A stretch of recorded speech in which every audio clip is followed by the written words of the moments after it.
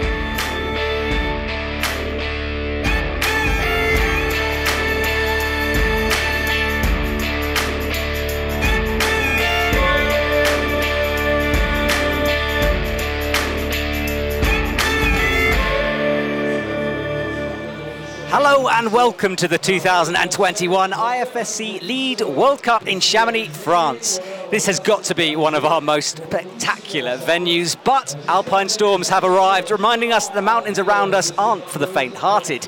And that's the same for our lead wall, towering above the central square here in Chamonix. My name is Matt Groom and I'm joined by Molly Thompson-Smith in the commentary box. Hello and welcome. Hello, thank you for having me. I can't believe this is your first time ever commentating on an event. Me neither. I've been competing for about 10 years or something, and I have so far avoided this space.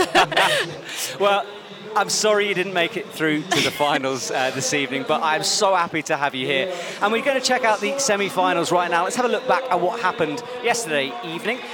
Luchka Rakovic, well, she took a fall fairly early on in the route. She was one of the favourites to get into the finals, and as you can see, disappointed not to have made it. But Ashima Shirashi, what a performance from her. Every move looked like a battle, but somehow she fought through this pump. You can see fighting her way through the top section of this wall. And the end, well, the rain was pouring as she finally topped out the route. Fantastic finals for her. Vita Lucan, well, an absolute powerhouse, one of Molly's favourite athletes, she's just told me, so we can't wait to see her climbing here today. She made things look fairly straightforward on this tricky route. A big press at the end, and then that top. And the clip, of course, in front of the big crowd here in Chamonix. Julia Chanaudy, she hasn't had the best start to her lead season perhaps, and she'll be looking to improve here in Chamonix, but climbing in front of her home crowd, well, as you can see, it means a huge amount to her. And she will be absolutely ecstatic to make it onto the podium tonight, so expect her to be giving it her absolute all. Alexandra Todkova, 16 years old, her first senior lead season. And and what performances she's had so far here. Villars last week, she was on form, coming 6th. Will she look to improve here in Chamonix? And Natalia Grossman, well, what a season she's having. Multiple medals across multiple disciplines. And now her attention's turned to the speed wall. Well, she's back to those medal ways once again. 3rd in Villars last week, 2nd in Innsbruck. Will this week be a gold medal on her lead career? And that's our 8 finalists there. Nolwenn Ark. Molly, a strange situation from her having topped out that route, of course, but not making it through. Yeah, I'm sure Nolwenn's not the happiest of ladies at the moment. I guess when you go into a semi-final and you top the route, you think, well, what more can you ask from me, really? But I guess yesterday, unfortunately, the route was slightly too easy for the women. So we saw quite a few tops. And we're watching the men's now. This was semi-finals. We just saw Hannes Pullman screaming his way through. Alberto Gines Lopez we lost early on. And this is Marcello Bombardi. He's won here in the past in Chamonix. Will he add another medal to his name? Sean Bailey, what a legend he is on the scene. That amazing left bump you saw there to get that crimp. We all thought he was off, and somehow he managed to get that hand on, fought his way high up on the route. Paul Genft, just 18, fairly new to the scene. And again, he will be a contender for a medal here tonight in front of his home crowd. He was 6th in Villars last week. Sascha Lehmann, a little muscle power ball is he. He will be fighting his way up the route in his usual style. He qualified in 1st position for tonight's final, so he will be climbing last. And always a popular favourite amongst the crowds and for you back at home, of course. So that's it, our men's finalists. Top 8, Marcello Bombardi, he will climb 1st. Sascha Lehmann, he will climb last. Masahiro Higuchi just missing out on that finals position. Right, Molly, that's our wall. Women on the right. We had a good look at it earlier. What do you think? I think it looks good. I think it's definitely the most exciting looking route of the competition so far. Looks tricky, a good mix of holds on there, some screw-ons and volumes, and some really big meaty pinches. And that's our starting list. I mean, there's some big names in this women's final. We are missing, of course, a few Olympians, a lot of them deciding that this competition was too close to flying out to Tokyo to do it. Have you got any athletes we should keep an eye on for this women's comp? I think there's there's a few new faces to this season who have proved to be in like fantastic shape. And we've got a few older faces, like I remember seeing Dinara quite a few years ago when I was quite fresh to the scene. She was already in finals and competing really well. I think I wouldn't count against Laura. She's shown herself to be in fantastic shape this season, and this is her last event before going out to Tokyo, so I'm sure she really wants to make it count. The athletes are now being introduced onto our stage. They have had some observation time already, and there she is, Laura Rogora. Laura Rogora coming out onto stage. Looking a little bit nervous there as she looks up at the wall, all wrapped up against the cold. And it is a little bit chilly here in Chamonix tonight. It's been 30 degrees for the last couple of days, but almost immediately this lead wall started seeing competitors, the weather changed. And tonight it is very damp, it is rainy, but it is nice and chilly. Vita Lucan. Molly, you were saying that she's one of your favourites to watch. What is it about her style that you enjoy seeing?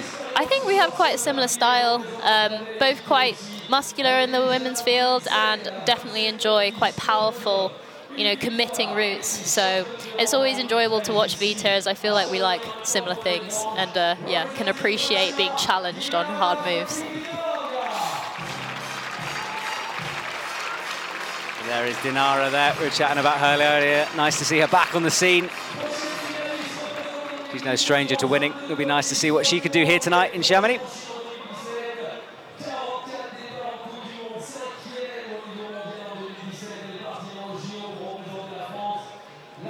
Our women just waiting on the stage now to be announced. Julia Chanaudy, and you can hear from the crowd, certainly a favourite. Part of the French team, of course. And Molly, she's had a few, perhaps not quite climbing quite to where she'd want to be so far this season. Nice to see her make finals here, though, tonight, and someone we can never count out of a podium position. Oh, most definitely. And this will mean a lot to her just before she flies out to Tokyo as well. You know, I think lead was primarily her strongest discipline, so yeah, this will count for a lot. Alexandra Todkova, 16 years old. Kind of blows my mind every time I say that, although we did have a 15-year-old climbing in the semi-finals as well. It's making me feel very old and grumpy, but... I mean, it makes me feel old. I'm only 23. Don't say that, makes me feel even worse. Natalia Grossman, what a season she is having so far. Gold medals, silver medals. She's doing it all at the moment. Third in Villars last week. A bronze medal, but we wanted to add gold to that list. And of course, no Janja Garnbret this week, because for so many years, Janja has just been the woman to beat out here. And with her missing, who's going to make it to the top? It's going to be interesting. I mean, it really is an open competition, I think. There's not someone who really, really stands out, which I think will make for a really exciting show. So there's our wall in Chamonix. Behind, you can see the mountains, the Angoulême just sticking out the top left of the wall. And we're going to have a little look at the observation period that came earlier on this evening. The athletes getting time to check out the route. Now, Molly, we always chat about what's going on in this situation. So I'm going to ask you again, what are these athletes chatting about when they're looking at this wall? So, yeah, I can imagine this looks quite strange to anyone who's not actually doing it. But generally, well, when I do any observation, I'll just go through quite quickly at first, like getting a general idea of where the line goes, you know, kind of left, right kind of sequences. And then you want to kind of highlight where you think any cruxes may be, and then talk to other competitors about what they think these crux sequences could look like. And often you'll find that, oh, I was completely wrong, or oh, I didn't see that hold over there. So it's always interesting hearing what the other ladies think about the sequence. And then I'll look for clipping positions, because especially in Chamonix, clips can be, well, they can be make or break. I made finals 2 years ago here because of basically a clipping disaster for most of the women, and a very, very big mistake from Janja. So you cannot underestimate how tricky and cruxy these clips can be. And I think that's definitely something the route setters think about when they're setting routes. Like, you can actually set clips into the route, like make that part of the challenge of it. So it's definitely something you can't forget about when you're doing your observation. Now look, the elephant in the room here is the semi-final route, because we saw 9 women top that out. It's not ideal, it's not what we, in a perfect world, want. We want to see a slightly more challenging route. But it's something the route setters have tweaked for the final. I was chatting to them earlier. They spent all day adjusting it, taking away some rests, adding in some harder sections. So I think they have stepped the level up for this final. Yeah, I really hope so. As someone who competed yesterday, I can say it wasn't too much fun. Sitting behind the wall, knowing that quite a few women had already topped the route, it changes it into a different game, really, and it's not the challenge that most of us come here for. You don't really come here to climb an easy route and have to do it. So I'm really glad that they've taken the time to try and adjust this final route and give the ladies the fair, difficult challenge that they all deserve. We all train hard, we want to be challenged, and so I really hope that this route matches that for the women. Well, we're seconds away from finding out. The one thing that semi-finals does do is pose this very interesting situation, because the 8 women who are in the finalists, they've all topped out the semi-final route. So theoretically here, if we get multiple tops from the women, it's going to have to be on time, because the count back to the semi-finals, they're all drawing at this point. It's quite relevant, isn't it? Yeah, so at this moment, there's going to be this strange balance between, if an athlete knows they can top a route, they're going to have it in some part of them, they're going to have to climb quite quickly, because if someone else tops it quicker than them, they're going to miss out. Yeah, for sure. It'll be something that weighs on the women's mind, especially after the last couple rounds, actually. A lot of women timed out in the qualification, myself included. So, yeah, it's been quite interesting having to now think about time when you're route climbing, because, well, it's a lead comp, it's not a speed comp.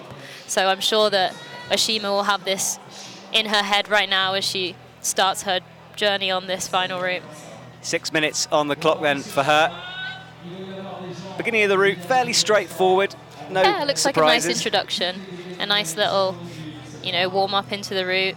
It's always, as a competitor, really stressful when there's like a run on start or something that the route setters just want to freak you out a little bit at the beginning.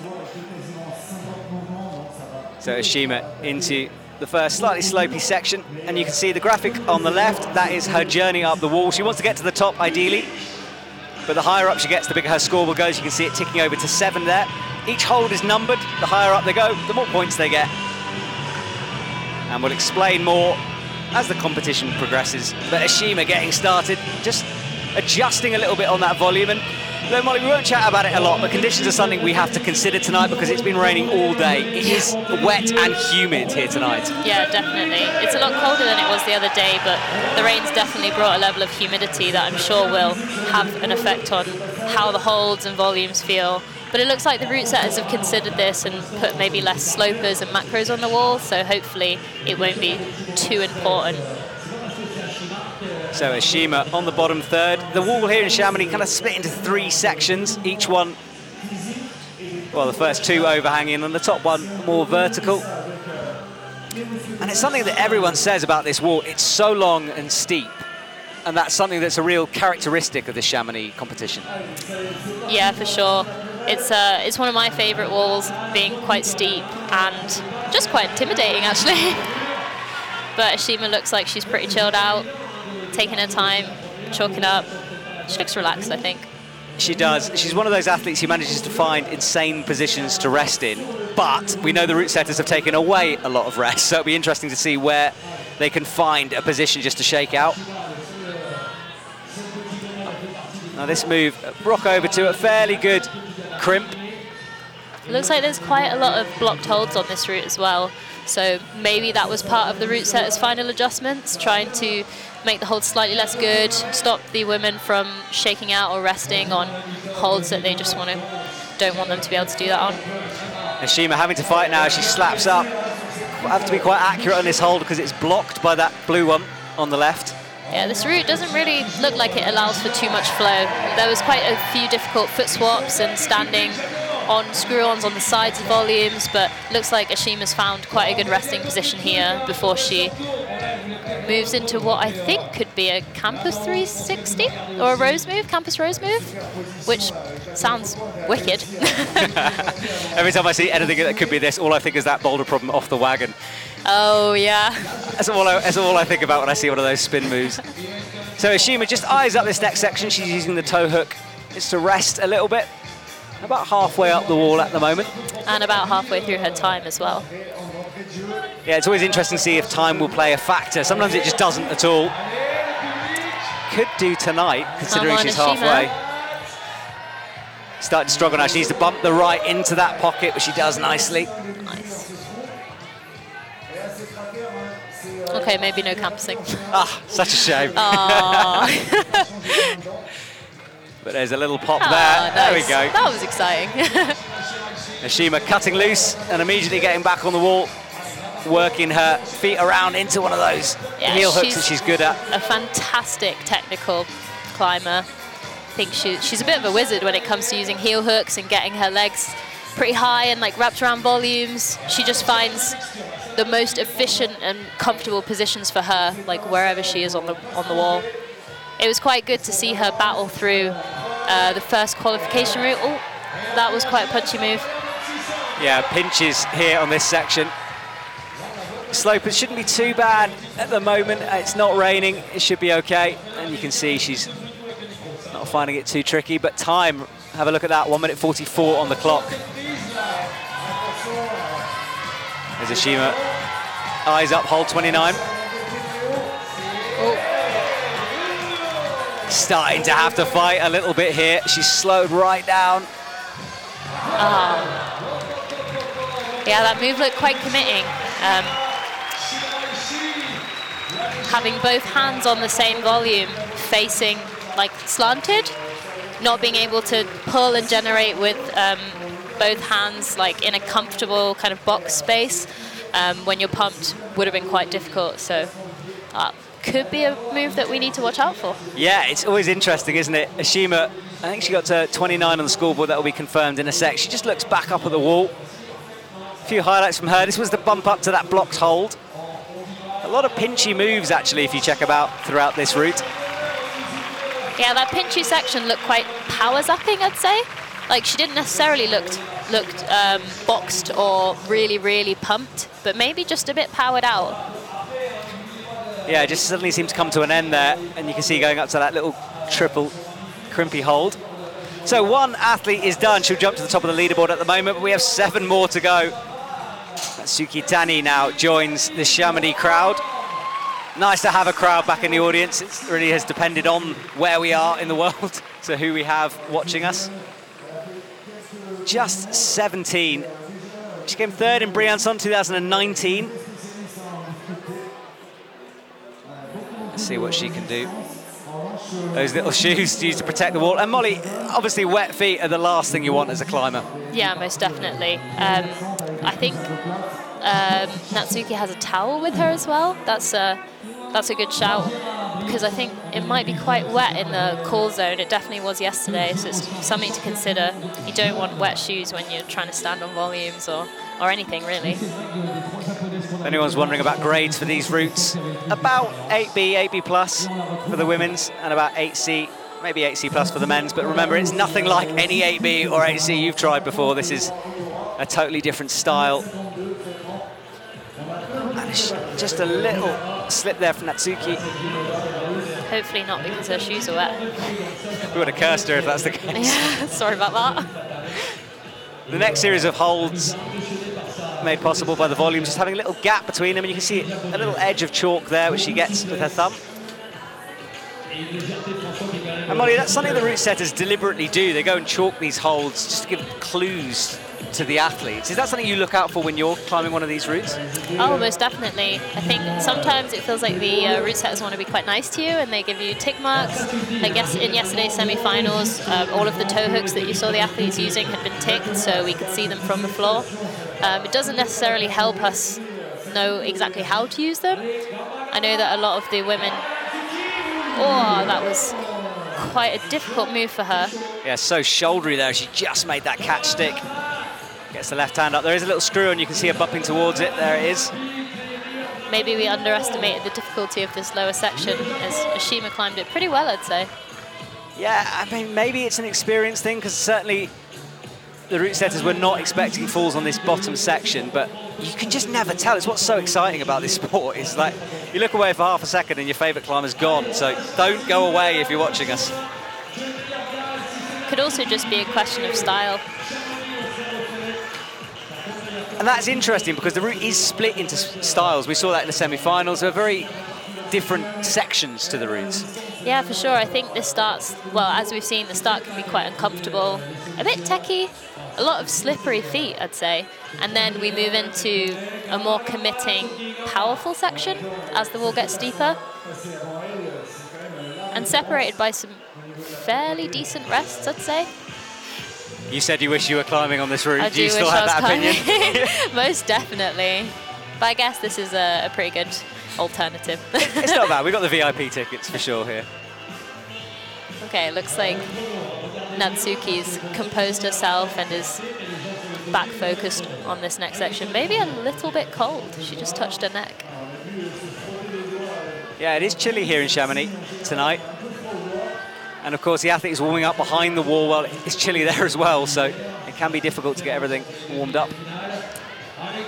One of the cool things about Natsuki's climbing is she looks like she's struggling, but she'll keep going till the very top of the wall. So I feel like with her you really never know when she's off.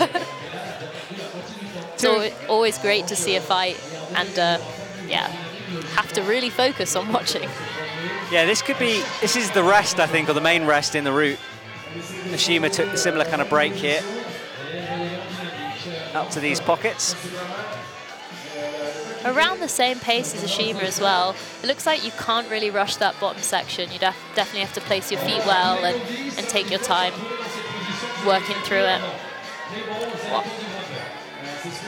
Yeah, the clock very prevalent here tonight, as we've discussed. As Natsuki makes a big move outright, makes it stick, and then gets the heel up. And she's looking for that small crimpy foothold there, decides against it, instead using a heel and a toe on that big yellow sloper. You can see there's still quite a bit of climbing left for her, and not tons of time left. But she's still going up. Yeah, she's got less than 2 minutes now, but she's approaching Ashima's high point. You can see on the left-hand side, 26 her score currently. Looking fairly chiller as well, I'd say. Is she wearing socks there? I think she might be, which is quite interesting. I think most World Cup climbers don't wear socks. Yeah, a lot of athletes bare feet in climbing shoes. Most people barefoot in climbing shoes. Maybe it's a comfort thing, but all taking quite a big cut. I think she is. This is the move that Ashima fell up. This big bump up to the left. We saw Ashima take a deep breath before she entered. Natsuki just reaches. Static. There we go. We talk about different styles. That's it. Ashima's really tried to dyno up to that. Might have been a pump thing as well. Now looking slightly pumped, I'd say. And yeah, that looks like a really hard go again. Fantastic effort from her. As we can see, I think the hold she went to is blocked as well. So when you're pumped, a blocked hold is pretty much the thing you want the least. So talk us through a blocked hold, because that's something route setters do use in order just to make things a little bit harder. Yeah, so a blocked hold is when you've got the hand hold that the route setters want you to use with your hand, and then they'll find another screw on or hold to put above it or next to it, close enough that you can't really get all of your fingers down the back of it. It just makes the hold slightly worse, or means that you have to go to it a lot more accurately and slowly maybe, so just increases the difficulty of the move without really making too many other changes. Watching a replay of her run just now, and you can see the clouds have actually lifted behind us on this climbing wall. There they are. It's looking pretty spectacular here in Chamonix. A nice evening. So if you're just joining us, welcome to the IFSC Lead World Cup final here in Chamonix. My name is Matt Groom, and I'm joined by Molly Thompson-Smith as we watch Laura Rogra coming out on stage. Laura always has this way of approaching a wall. It's like all of her energy has been building up backstage, and the second she's out, she just wants to explode onto it. Yeah, she's a very focused climber. I spent 10 days in Milan before I came over and saw her training, and even in training, she's super focused. Yeah, completely thinking about the climbing and what she's got to do for training. Laura immediately onto the wall in a pretty rapid pace. Remember, if the athletes draw tonight, if a few of them top it, it will go to time as they drew the semi-finals. So Laura might have that in mind as she powers through this first bit. I definitely think she's got it in mind. She's pretty rapid, I'd say. Yeah, and we know this bottom section, we were saying, maybe it has to be climbed carefully and slowly, and yet here she is. I mean, she's had a pretty successful run and topped quite a few World Cup routes, including finals this year, so maybe the confidence from those previous competitions has increased her pace at the bottom, though this looks quite awkward. Yeah, Laura stretching out right to shoulder press into that. But she at least moved for it really quickly, so I doubt it would have taken too much energy from her. What a great final so far. We've seen 3 completely different styles come out here at the moment. If you're wondering what that grey circular hold is above the blue circular hold, that is a bolt blocker. They put that on to cover the hangers in case the athletes step in it. You can see how close her foot goes to that, because if an athlete steps on a bolt, they will get disqualified. There's appeals. This is one of the methods they're using, and you can see another one above her head there in this next quick drop. Yeah, they're really cool to have on the wall, and can definitely, I wish they were covering all of the bolts really. It's the last thing you want to be thinking about when you're climbing as a competitor, whether your foot drags over a bolt, because the coaches they're all looking. If it means that their athlete makes finals and you don't, then that's not something they'll hesitate to appeal over. Laura then on hold 20. Slightly struggling here a little bit. She needs to be accurate on this, which she is. That looked quite close, actually. A tiny bit of hesitation before she went. Yeah, let's see how long she rests here. She doesn't rest. Oh, no rest required. Wow. Now she's deciding to rest a little bit. Looks down at the clock. Laura on a speed run here in Chamonix. She came second in Villars last week, so as you said, confidence must be riding high for her. Yeah, it must be. And she's, I think, about a whole minute faster than the other women so far, so she's definitely got speed on her mind. Laura resting on bad holds. She's very, very good at that as she reverses and gets the heel in. And now into this slightly more physical section, pinchy holds. Laura, again, a bit of a wizard when it comes to heel hooks, so maybe she'll kind of tech her way through this power section. Yeah, Another one, there you go. We watched Laura static everything last week in Villars. One of her strengths. Opting to go left hand for this. That actually looked like quite a good method, I think. Into where we lost Ashima.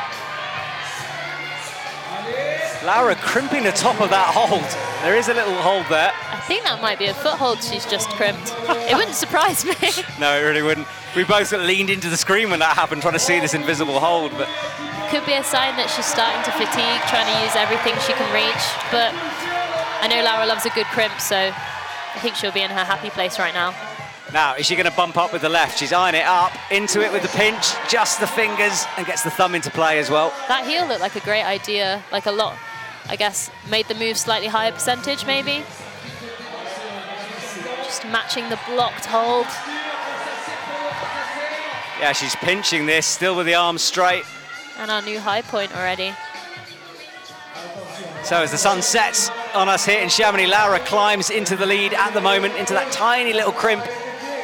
Swings over onto the pretty big feature that's down. But doesn't really hesitate over there too much. Laura approaching the end of the route as the crowd gets behind her. 1 minute 40 on the clock, plenty of time. She's gambled on speed and it's paying off at the moment, but she needs to pull off this route. This looks like it could be quite a difficult clip to get. Come on, Laura. Yeah, the clip down at her feet now. She needs to clip it in order to continue, and now she thinks about it, using the quick draw cleverly into the rope. I think that's the last quick draw on the wall now, so all in for the top. There it is, it pans into view, that hold out to the left. Laura upgrading her feet, looking for this press move. She's got the left crimp. A whole minute to work out this section.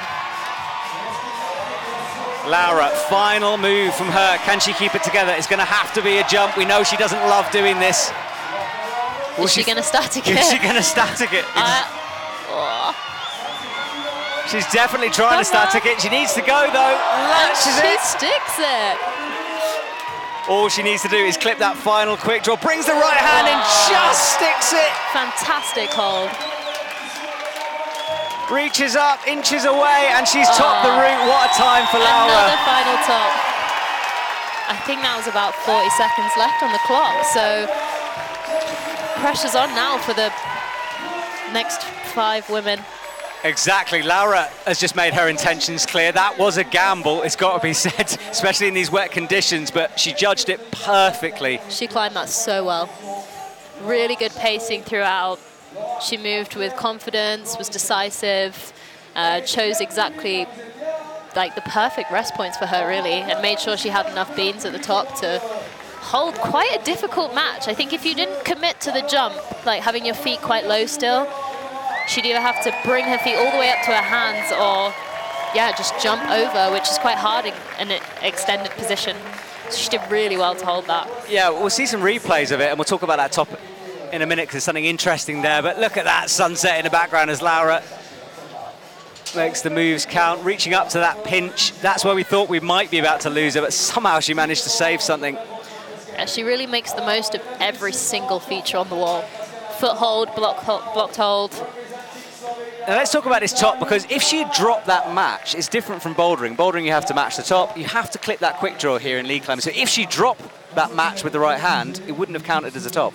Yeah, I mean, I've fallen off clipping the chains before, so it's definitely possible. I've seen you do it. Oh, yeah. I think I took a deep gasp when you did that. It was quite scary. It was, it looked scary.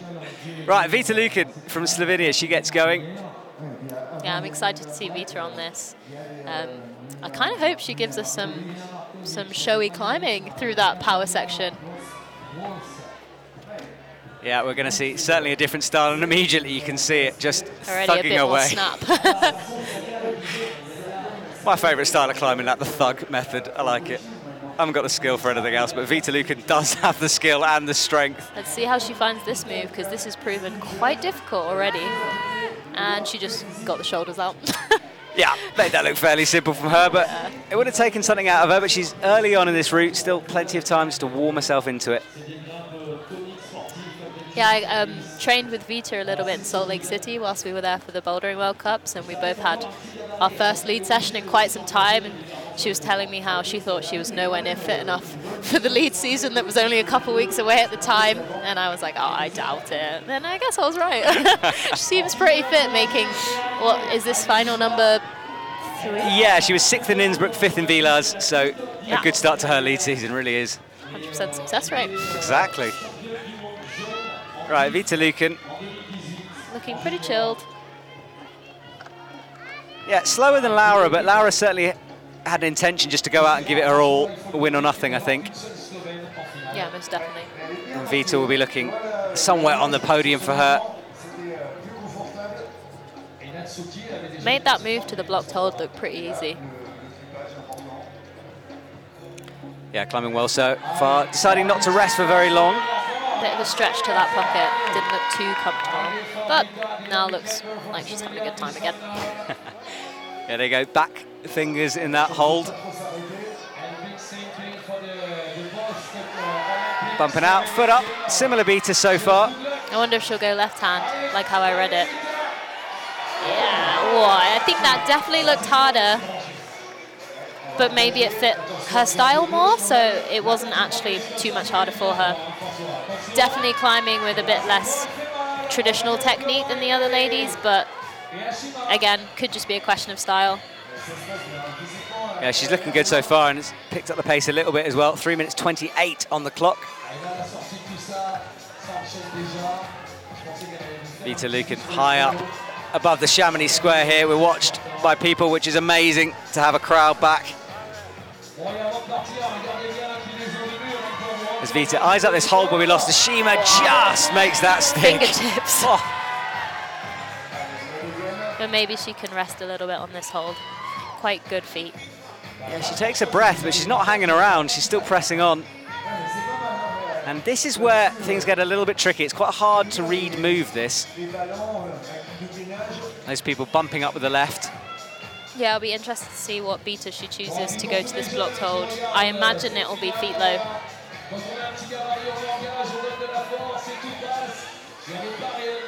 Right, she's eyeing it up, really taking a moment to rest here with 2 minutes 30 on the clock. There's loads of time to complete this route. Right, bump and a bump. Solid. Now she's having to fight as she crosses through into that pinch. Bit of a bend in the arm. Vita Lucan is certainly in battle mode here. She swings over. She needs to press through, goes up to the dish, just drops her pinky off there. Still fighting. That is a very small heel. Yeah, that heel, Vita putting all of her weight through it. Good fight from her, though. So that heel instead of a toe there, do you think that's just because of the angle that she's at, or maybe more comfortable with the heel? I think that was a pure, kind of not really got much left in the tank. Heel, you can try and sit on it a bit more. It's a bit more passive than a toe. So I think that was a almost, not brain off completely, but more survival fight mode choice. Let's watch a replay of some of her moves. This was where she decided to rest for a while. Cut loose for a bit, but takes quite a lot of cuts in her climbing, but I think, yeah, that's just part of her style. And this is the move that got her that heel, crossing through, and just not enough in the arms there, I think. I think maybe a match there would have been better beater. So that's our current leaderboard. Laura Rogra leads the way with a top. Vita Lucan in second. We've just watched her climb. Natsuki Tani in third at the moment. And Shima Shirashi in fourth place. So that's our current podium positions. But look at that list of names still to come. Everything might change here in Chamonix. And Natalia Grossman out last, of course. And Molly, what will she be doing backstage? She's got a while to wait now. She'll just be preparing herself for that moment where she walks out. Yeah, she seems like a very focused climber. I think on Instagram she talked a lot about how much she worked on her mental game over the last year. So I'm sure she'll be truly in the zone, headphones on maybe, in her own little world. Yeah, just focused on doing her thing and not trying to interact with the other competitors maybe. I know sat in the call zone you can hear absolutely everything. So I didn't have headphones yesterday. I saw a lot of women with headphones. I think that's a good idea. You can get a lot from the MC and the crowd when you're sat in the back room, and I guess if you let it affect you mentally, then it probably comes out in your physical performance as well. Can it sometimes be helpful? I mean, like tonight we know that tops and time might be important. Can it actually give you some clues occasionally? I mean, it lets you know what you've got to do. If you know you've got to top the route, then you can climb to try and top the route, but sometimes I think it might be better not to know how other people have done, because you can just go and climb the way that you want to climb and not be thinking, oh, I need to top this. But then again, like Laura, who came out and was like, I'm going to top this route and I'm going to do it quickly, sometimes it can help impact the way you climb for the better. Right, we're just a slight pause here as a shifty-looking technical delegate pops out from underneath the tarpaulin. That's our crowd here in Chamonix. Nice to see a crowd back. This is always such a wonderful place to have a climbing competition. There's so many climbers, alpinists, general nutters here in Chamonix that everyone really gets behind this competition. It's definitely my favourite stop on the circuit. I think maybe the most atmospheric World Cup that we have as well. Yeah, it's one of those, you get a bit of a shiver when you see it coming out, don't you? Most definitely. I think it's on pretty much every World Cup climber's like dream finals list, so I know that everyone in finals tonight will be absolutely thrilled to be climbing. Next year, Molly, it will happen. No, I hope so. You'll be there. Right, Daenerys Nova comes out now, and we haven't seen her in a while. She's been away, but she's won competitions. She's a bit of a legend on the competition scene. 71 World Cups, 36% progression to finals rate, so. And probably our shortest competitor at only 152 centimetres. Yeah, will that play a factor in this route? We know it's a bit of a physical one at times. And so many people have been saying how wonderful it is to see Daenerys back on the scene. Let's see what she can do here tonight. 6 minutes on the clock. One top already here tonight. She's already proven that she can top a route when it counts, so knowing that Laura's topped already, maybe we can expect another top. She gets us underway. Fairly straightforward first section anyway, up to that blocker hold. We can see at the top of the wall on the left, 1, 2, and 3, showing the top positions. Long way to go. Yeah, this route and this wall really is, as you said earlier, an intimidating thing to go and try to climb. But I think there's slightly less moves than in semi-finals and qualifiers. I think those routes were about 55 moves long, which is, yeah, more moves than I've been doing in my circuits, clearly, but making that move look pretty steady, I'd say. Yeah, I wouldn't have noticed it was a cruxy move if I'd just watched Daenerys on it, I think, so. Exactly, just moved through it easily then, didn't she? She's very strong, though, and a pretty handy boulder as well, so maybe that's something to, maybe that's why. It'd be interesting to see with her slightly shorter size whether she'll be cutting loose a little bit more than the other women. I think as a shorter climber, you get used to holds being slightly further away, and so you just commit a bit more and you go for it with more confidence and generally have to pop a little bit. So sometimes I think that actually makes it easier. You're never under-reaching. Yeah, I think it's easy sometimes to see a sort of a dynamic move and think, oh, that must have sapped their energy, but often it's just their style. They're good at doing those kind of moves.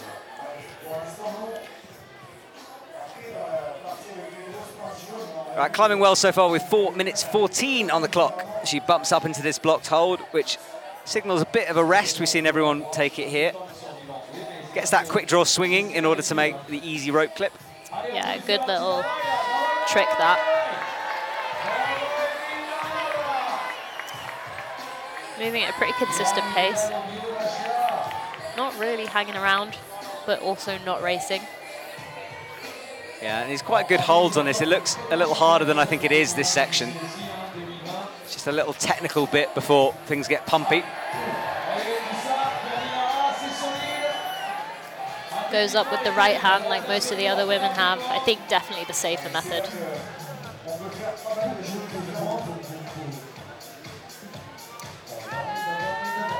Daenerys coming up to Ashima Shirash's 4th place position. Rapidly coming up as well. She's suddenly picked up the pace a bit here.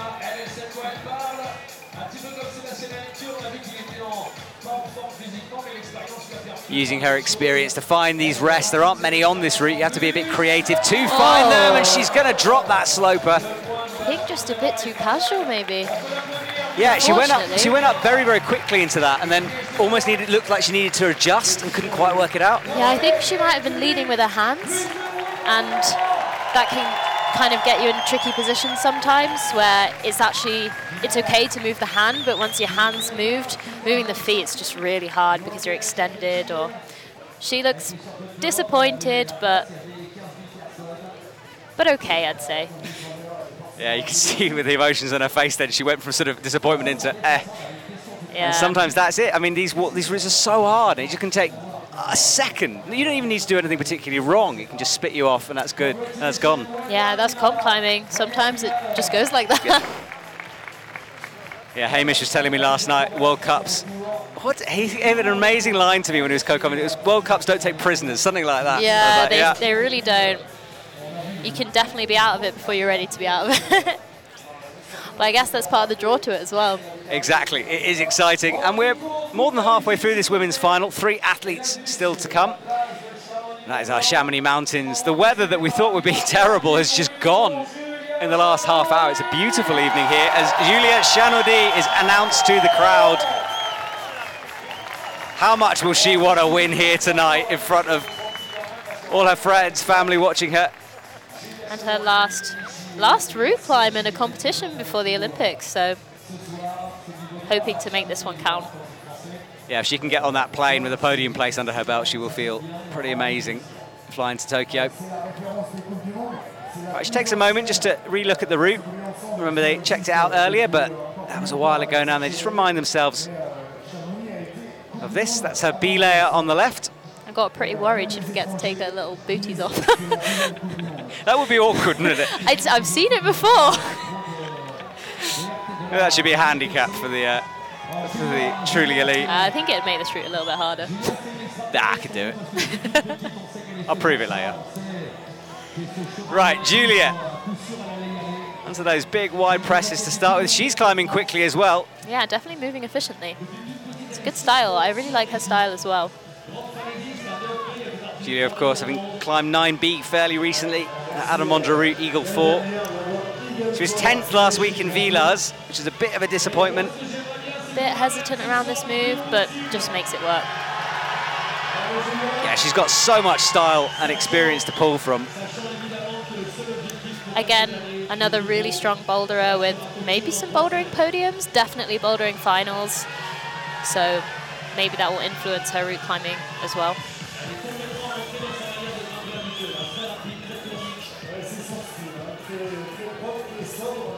Probably feeling quite tired from yesterday. I know I definitely feel pretty sore today. So yesterday was a big day, waking up at between 6 and 7, depending on when you started, and semi-finals not finishing until 10:30, 11. I'm sure the women they're feeling it today, I bet. So maybe that's also something the route setters are thinking about when they're setting the finals route too.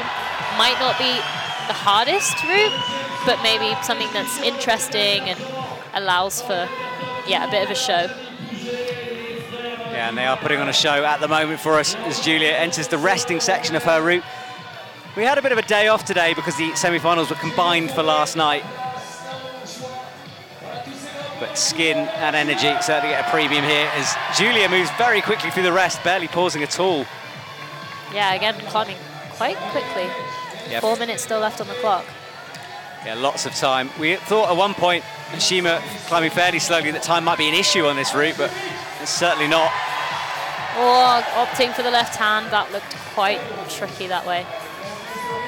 Yeah, Julia having a bit of a moment there. Keeps it together nicely as she enters this physical section of the route. And going again without a heel. Definitely powering through this section. We'll see which hand she goes up with now and how she chooses to move her feet around this next section. Yeah, when will she release that heel? Let's see. That's the French team, Oriane Berton at the front. Cheering Julia on. French team this year have been so good. Julia taking a moment to work this out. Goes up with the right hand, but now she's got still quite low. She's got to cut that heel at some point. Still on. Wow, good fight. Oh, I was twisting in my seat watching that. Me too. Really deep drop knee. Shaking her head. I don't think she was too happy with that.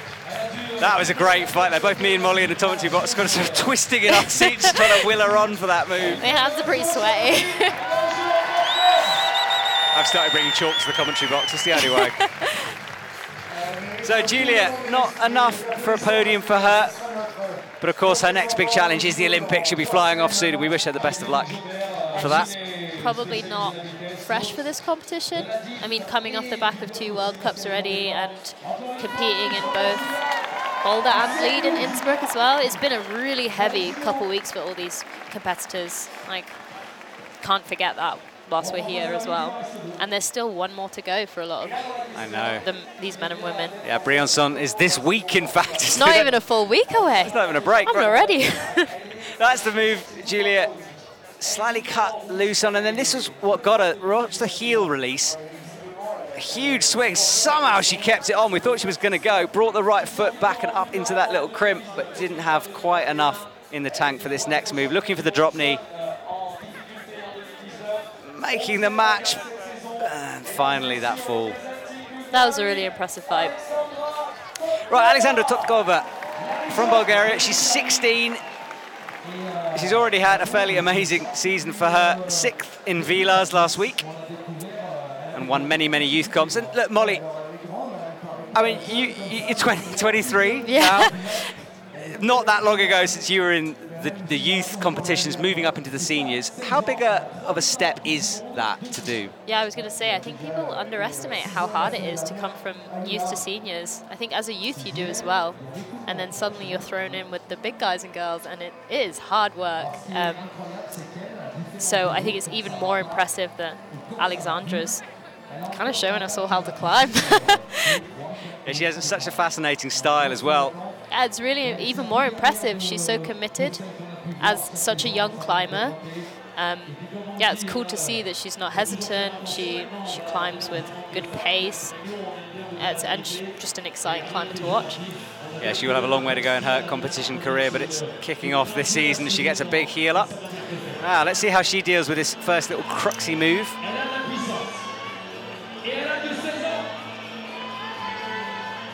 Not phased in the slightest. Yeah, no problems for Alexandra. She quickly moves on here. It's quite interesting. She's quite a tall climber and always has quite high feet, I'd say. But I don't think that's uncommon in tall climbers, actually. They can get quite extended, but they're also very flexible. Yeah, and that compression that moves you have to do in that position, that might feed into her strength. She's so powerful. And don't be fooled by her. You see some climbers who look in a constant state of flow, just washing their way up the route. But she is something different. But it's slightly more, I don't want to say jerky, but it's more explosive perhaps. There's an energy to it when you watch her climb. Definitely, there's like a bit of risk involved. Yes, I think. exactly, yeah. And I think that's one of Janja's strengths, actually. She climbs with this element of risk that almost all of the time pays off. Every now and again we see a foot slip from her, but it's such a confident style that it must be really efficient. No hesitation, like makes each move as, I guess, effortless and easy as possible because she just goes 110% each time. She chooses to rest a little longer on this section than we've seen some athletes do. 3:45 on the clock. Laura Rogara leading the way at the moment, followed by Vita Lucan and Natsuki Tani in 3rd place at the moment. Opting to cross over.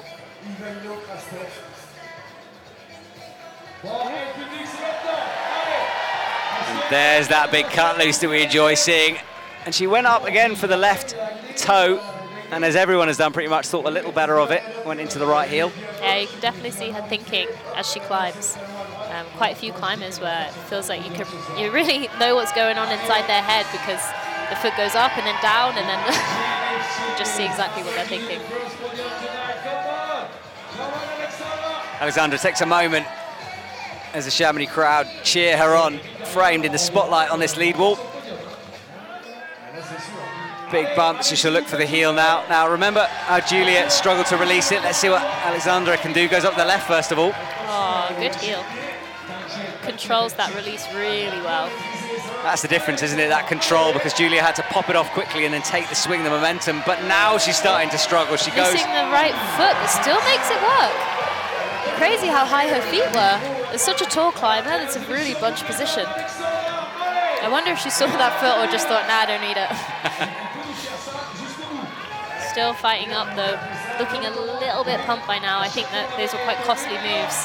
Well, this is the thing, she just doesn't let go. I mean, you think she's going to go and doesn't. Really good fighter. 2 minutes on the clock for Alexandra, second to last climber out here tonight. One top so far. Moves out. I don't think she's tired at all. I think this is her style. She just... I mean, how is she still on this wall with that left hand? Is she going to go again? Oh, that was close. I think she just fumbled it. But a fantastic effort.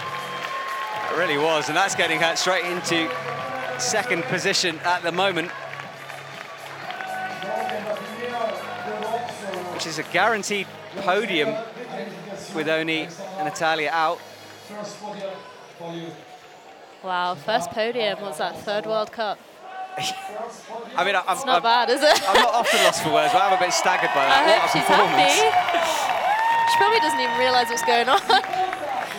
When you come down from the route, you can be a bit overwhelmed and still probably thinking about how frustrated she is that she fell off, if I'm being honest. But hopefully it'll sink in soon. This is the replay. This is the move that got her. But what a fight. She almost stuck that. Yeah, slight hesitation, I think. Well, we are coming to the end of the women's final here tonight. It's been an interesting route.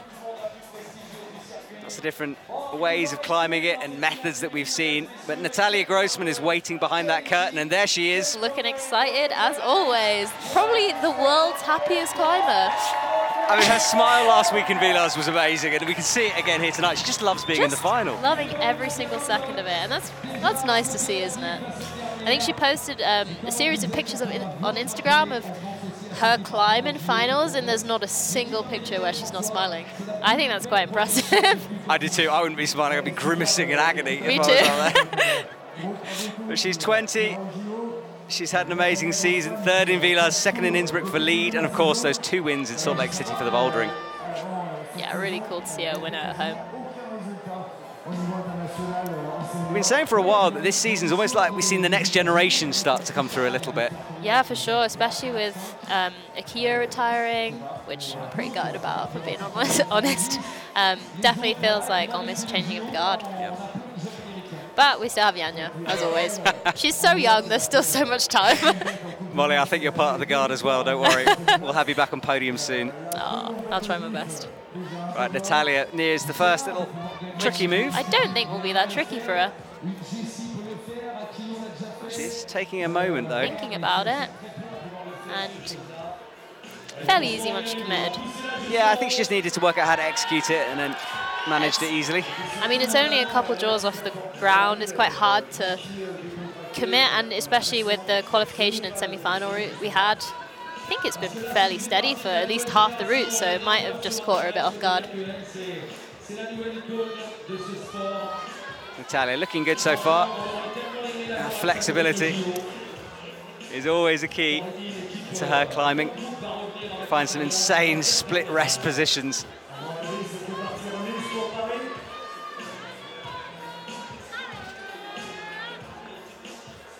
Interesting underhand position on that hole. Not seen anyone else use that, but it's a really good way to rest. And why is that position in particular? It just feels a bit more passive, I think, and it's like a different angle and direction. It's particularly good on volumes or boxes or long pinches. Natalia climbing things in her own way, as only she does. She comes into the first rest of this route. She will be looking for a podium place. Climbing, I think, at the moment, slightly slower than Laura, though. I guess you're aware of time, but at the end of the day, you still have to top the route. So if that means going a bit slower at the beginning, then so be it. See her method. Right hand. Opting for front two. Or is that 3 fingers in there? She's got 3, I think, yeah. I mean, I've got pretty small fingers, but wow. Hopefully we can get a close-up of that in a minute because they are fairly small, and then goes front 2 and a little thumb in there as well. Interesting. I think that could be 3 again.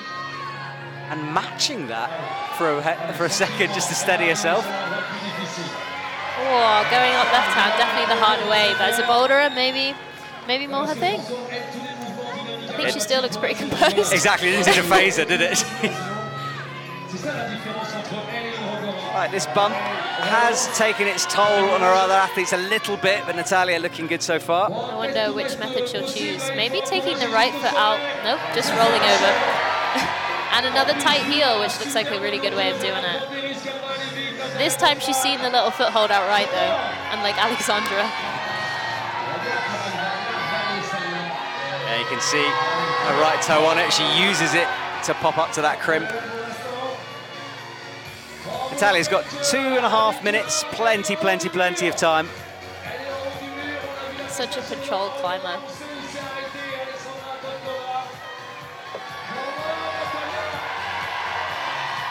Natalia making the read on that work for her. She crosses through into that pinch with a little screw on it. It's a good way of making holds that are otherwise unholdable on angles as steep as this wall. Like, good, but not great. Yeah, coming down for a little bit of a rest on this bit. And carrying on. Yeah, Natalia now has started to pick up the pace a bit. I think, although she barely stuck that was so close, doing a little bump to the left. But so strong in a lock-off. That looks like a bit of a sketchy heel hook. It does. Natalia's struggling. She needs that clip, remember, as well. But as we've seen, you need to go up to clip it. Oh, she goes low off that. Or thinks again. I think that was a good decision to move on.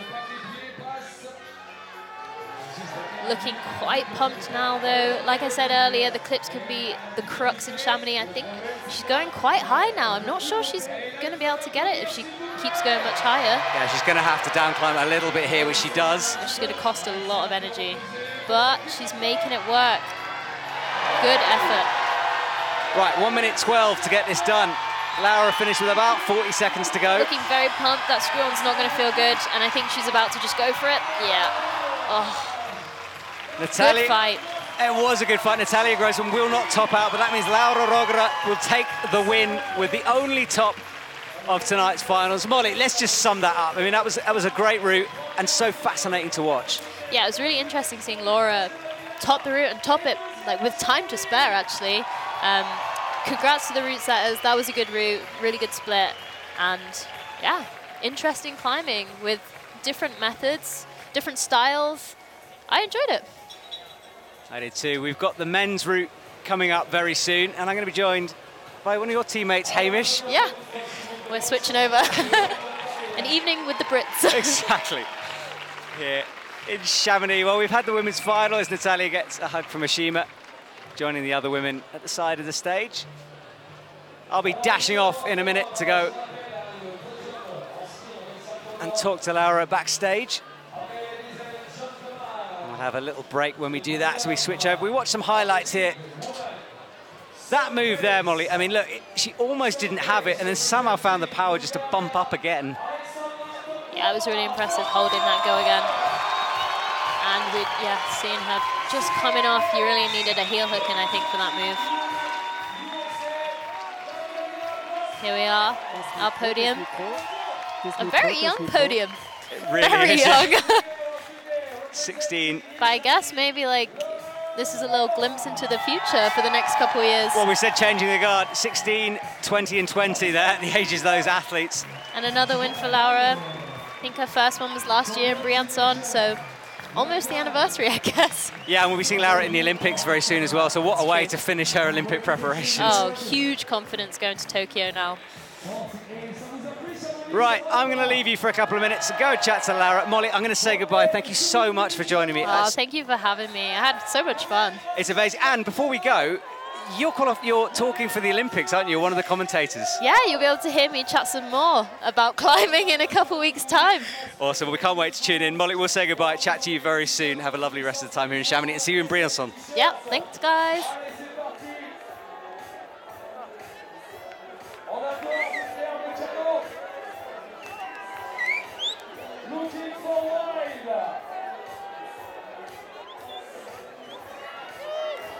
Bon, franchement, on prend une petite pause et la prochaine finale,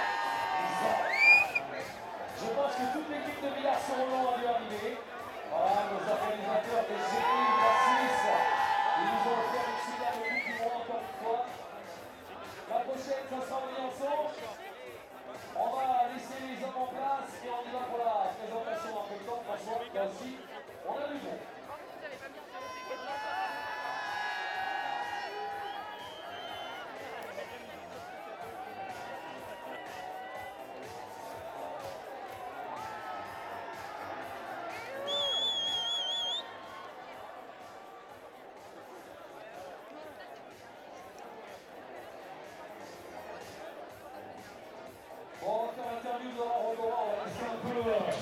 Laura, congratulations on your victory here tonight. You're about to fly off to the Olympics. You must be excited with how your preparation has been going. Yes, I'm really excited. This is my last competition before Olympics, so I couldn't ask for a better finish of the first part of the season. You climbed so quickly throughout that route. Was that part of your tactics? Because we know that tops might start counting for time if things came down to the wire. I was not in a tight position, but I am really slow in climbing, and I often get out of time. So I decided to try to start to climb a bit faster. Well, congratulations on your victory. Enjoy it, and best of luck in Tokyo. Thank you very much.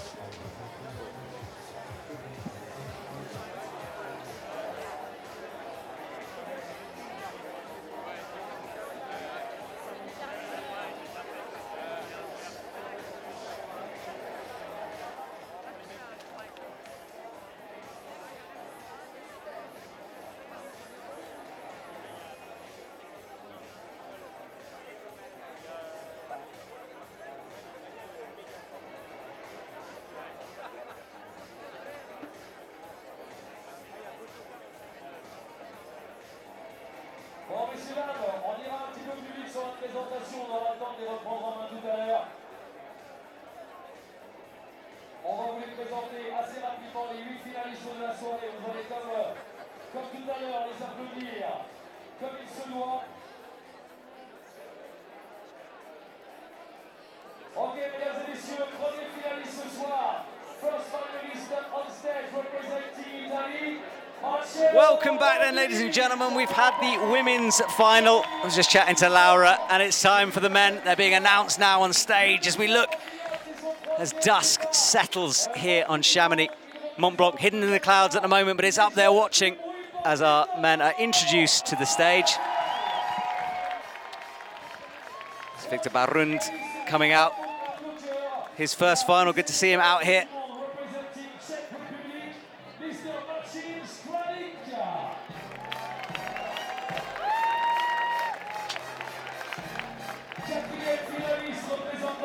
Martin Stranek, a veteran of the field. He was so excited to be making it into this final here tonight. And I can't wait to see him climb in his usual aggressive style.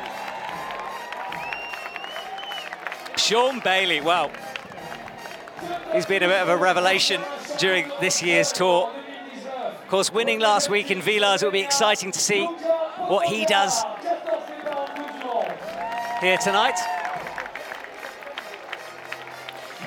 Luka Potočar from Slovenia.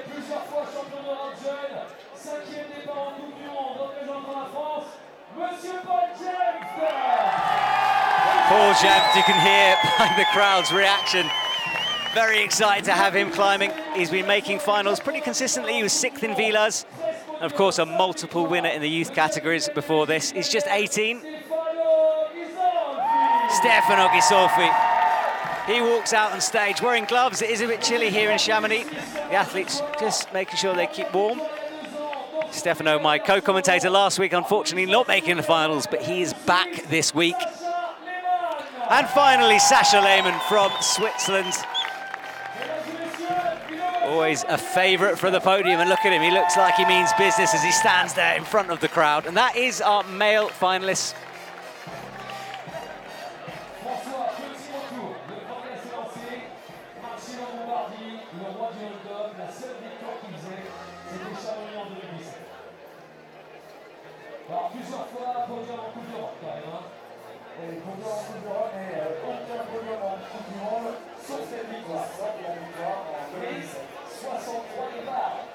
Right, I'm lucky enough to be joined by Hamish Macarthur, part of Team GB. Hamish, welcome to the commentary box. Your first time calling one of these events, I think. Absolutely no, second. Oh, there we go. You're a veteran. You've done it before. Yeah, I did Crown in 2019, so if you want some more top quality commentary, go look at that. I can't wait to have you here, mate, with us here today as we watch this men's observation period. Hamish, unlucky not to make it through to the finals tonight. One of your goals for the future? Yeah, like 100%. Without a doubt, I'm wanting to make finals consistently in the near future, hopefully. I'm feeling a little bit rusty at the moment after having 2 years off lead climbing comps, but you know, I feel like this weekend I put in a good performance. A lot to improve on, but that's the game, isn't it? Exactly, and this is our men's route as we look at it. It's a bit of a beast, this one. Comes right up through the centre of that big triangular red volume on the wall, traverses to the left. You see those little black crimps in the middle. That's going to come into play later. And then finally, the last section of the wall where it gets a little bit more vertical, ending at the top. And the athletes were just giving time to check this route out. Hamish, you've been checking it out. What do you think of it from a first impression? Yeah, I was looking at it earlier. I think it looks like a difficult route, especially given the humid conditions here, because you can see on the black volumes, there's a lot of thumb catches, like there's red thumb catches, but on the actual volumes, there's no holds, unlike on the women's route, where basically the entire climb was on holds, where here it's basically friction-reliant climbing, which on a day like today is going to be definitely more challenging. So there's going to be a lot more squeezing involved, which just means you get tired quicker. So I think whoever can find the perfect balance between squeezing and not wasting too much energy is going to do the best in this competition. Well, that is our men's finalist. Marcello Bombardi will climb first as he qualified last from the semi-finals. And Sascha Lehmann, well, he'll be out last because he qualified first. Hamish, looking at that list, I mean, some big names there. Sean Bailey, obviously, having won last weekend, one of the favourites. But anyone who you think could surprise us here tonight? I was thinking about this earlier because in this final, there's people missing even from my category, but there's people like Paul Gemt and Victor Bordron who I compete against at Youth World Championships. So although they may not be veterans, like they have put their time in competing against other like top quality athletes, like Alberto's in their category at all the youth competitions. And there's Luka Potikar, there's Hidemasa Nashidi, like there's proper competitors. So I think all the young guns in this final are you know, people to look out for. Yeah, exactly. And we have an interesting mix of youth and experience in this final. Martin Stranek, 31, and yet the other end of the scale, we've got Sean Bailey, Paul Gemt at 18. But Marcello Bombardi, well, he's going to join us first of all. Of course, he won in Chamonix in 2017, and we were discussing with Molly earlier, winning in Chamonix is a special feeling, and he'll be wanting to recreate that. Yeah, winning in Chamonix definitely has a certain prestige about it, and doing it once is definitely going to make it easier to do it again, because we know he can handle the pressure.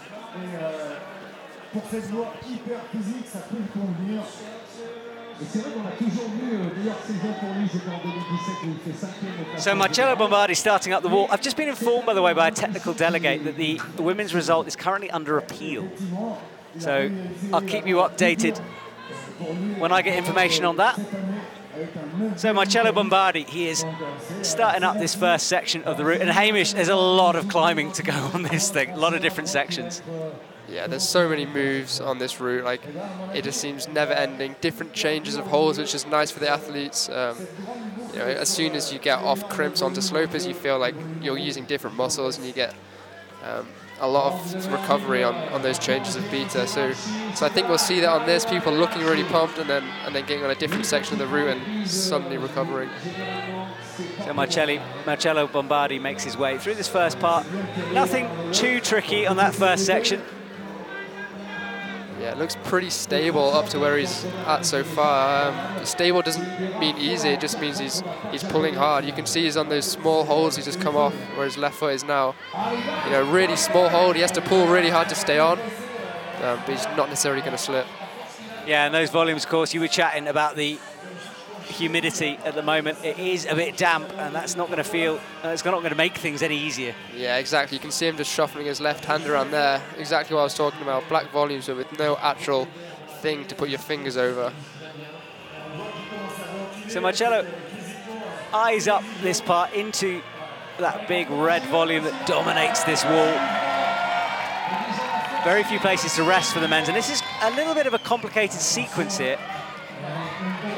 It's just on the first really physical couple moves of this route. The rest of it, up to this point, has been pretty technical and crimpy, but now he's having to use all his arm muscles just to stay on. Yeah, this route physicality was something that kept coming up when I was chatting to the route setters, and we lose Marcello. Oh, that's absolutely horrible. You could just see he was, you know, a little bit powered out in his arms, so he couldn't quite get the distance on that move, and his foot slipped, which is often what happens when you're tired. Yeah, Marcello shakes his head as he looks up at that wall. I have a feeling this men's route is going to be a battle for the athletes. Marcello falls early, but he is the first out, of course, so it's all to play for. He'll move immediately into the hot seat in the lead, but let's see if that stays. Let's look at this moment again. Hamish, as you said, it was about that foot slip. Yeah.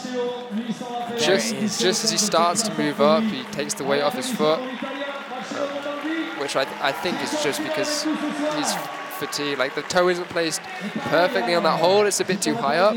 It would definitely be better if his toe was a bit lower down so he could get more surface area on that black hold.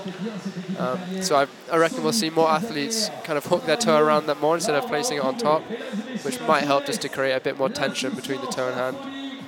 Well, we know where our high point is now at the moment. Next athlete out will be Victor Baudouin, sorry. Victor Baudouin, he's only... It's 18, I think. Yeah, 18. He came 19th in Villars.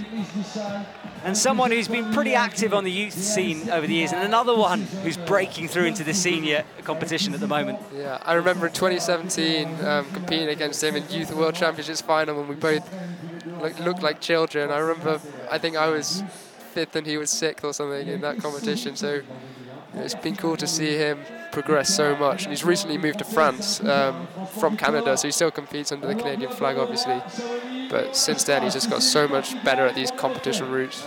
Yeah, his brother was also climbing in the semi-finals, and Victor almost loses the start there. Not quite sure what that was. It almost looked like he was playing around, but I think just readjusted. Maybe nerves getting to him here.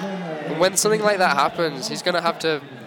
Now he has an opportunity to either compose himself or let that little hiccup distract him from the rest of the climbing, which is easily done, to just focus on that and get in a mindset of scrappy climbing. But it looks like he's completely got his head back. Yeah, moving nice and fluidly through this first part of the route.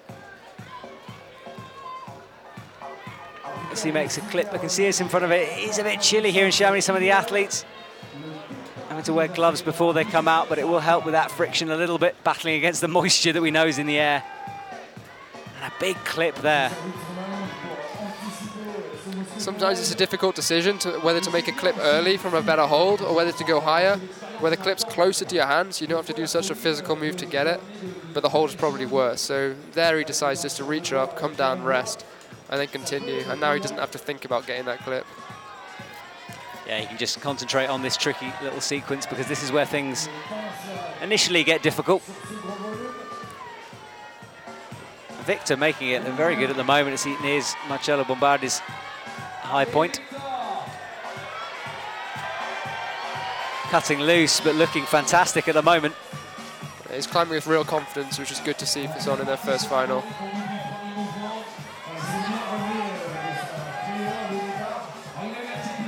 Right, he eyes this wall up. You can see how overhanging it is by the quick draws. Have a look at that. It'll always tell someone is hard from his front on angle just to see, but he's having to fight a little bit here. Really powerful moves that we saw Marcelo struggling a little bit. Almost going for Victor, but he manages to make it work and now gets this high feet in, but this is a different sequence, so you skip the toe hook, which is probably a good decision.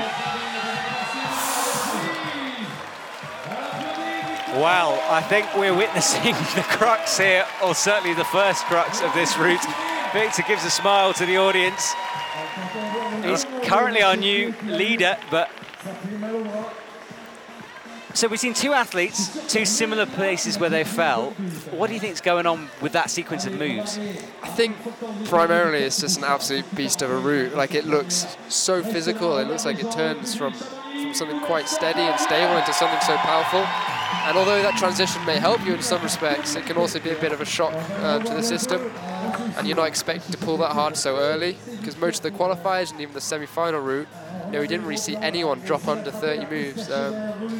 So now when you're falling at like move 15, you're almost not expecting it. You start to over-grip stuff, and then it just makes the problem worse. And it's a fairly complicated section to this route, and we've seen two different methods through it so far, and so many body changes and positions from him in that little sequence. Yeah, you can see he's just trying to figure it out on the wall, because sometimes in observation, I mean, you only get 6 minutes, and you can't get an exact idea of how it needs to be climbed. So on the wall, he's figuring it out, which just takes energy. Martin Stranek enters the Chamonix arena. He'll be so excited to be climbing here in his finals. I know he's got both his twins in town watching him. Little smile to his belayer there. And someone like Martin, such a well-rounded competitor, he's been competing for years, and he's just been in the holding zone behind the wall, and he will have heard that those two athletes haven't got particularly high on the route, even just with the timings of it. You know, he's well versed in competition climbing, so he's going to know that it's not going to be a particularly high point that he'll need to reach to move into first. So we might just see him resting up a little bit before that, or climbing really quickly just to get through that without getting too pumped. I think of Martin Stranek, and I think of him more as a boulderer, perhaps, and certainly you can see that in the style sometimes when he climbs it. He has kind of burly moves. There we go, a bit of a burly move, big shoulder press there. But obviously we're in a lead route. He's going to have to monitor his endurance and his power output as well. Yeah, I mean, he is definitely one of the stronger, like physically stronger lead climbers, but I mean, he moves amazingly. You can see he's not a thug in the way he climbs, even though he's got the muscle. Slightly different sequence here though, going right hand to that pinch and skipping out the other crimp. Yeah, he matches that. Now he's going to look to pop out, but he's read that nicely for him. Cutting loose, but not a particularly difficult cut move, just easier to adjust, I think, by doing it that way. Already looking like he's struggling a bit because he's got his feet high. Went one arm there for a second, the only point of contact on the wall. Goes back into this sequence with that high left. It looks like he's starting to struggle, but finds the holds underneath. Again, this is a critical point where he can either maintain composure or get panicked by those mistakes he's just made.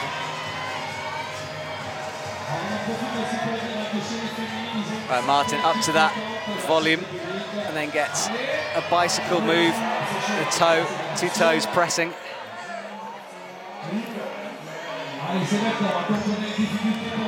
Right, let's see how Martin works this out. Goes up with the left. The same beater as Victor there. Seems to be working.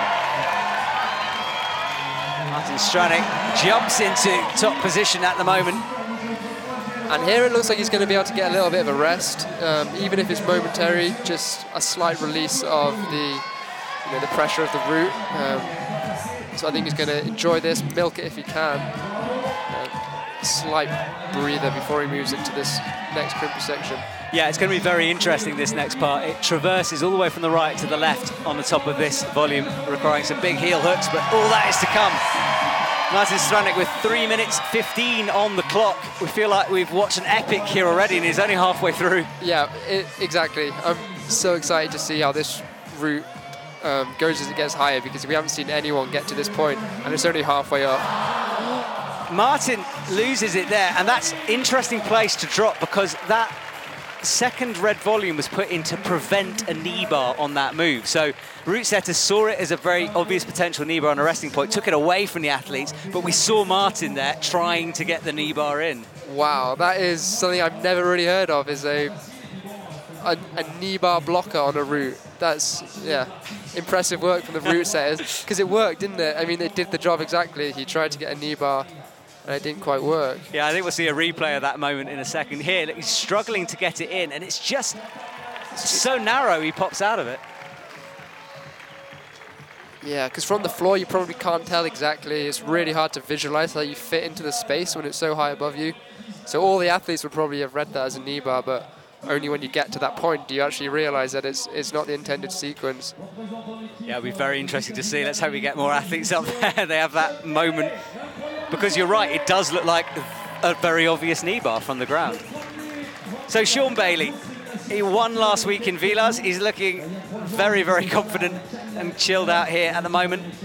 But we know he's got such a fire inside him. That man will fight to the absolute end. Yeah, I'm really excited to see Sean on this route. I think this route is going to give credit to those who don't panic. And I know Sean as an athlete is one of the most relaxed people I've ever seen competing. Like, he's always smiling, always chilled out. He's got that intensity, but he just doesn't let the stress of the situation get to him. So Sean Bailey climbing quickly through this first bit. Hasn't made a clip yet, but gets his first one in. Yeah, there's a lot of confidence in that young man at the moment. Yeah, and he's recently won a bouldering World Cup, so I mean, these type of difficult moves that we've seen at the start aren't going to be as intense as maybe we've seen in some of the other athletes who are more lead specialists. Like, I know Victor, he's a strong boulderer, but he's definitely a lead specialist at the moment. So Sean, who's fresh off a bouldering victory, is probably filled with confidence that all these moves are well within his ability. Yeah, Sean taking that bouldering victory in Salt Lake City quite a few weeks ago now. Sean just taking a moment now on this sloper to rest. I thought that was in slow motion then, but he's just moving incredibly slowly on that rest. He's just so calm and relaxed. It's something that I'm really impressed by every time he climbs. Sean deciding to clip off that crimpy side pull.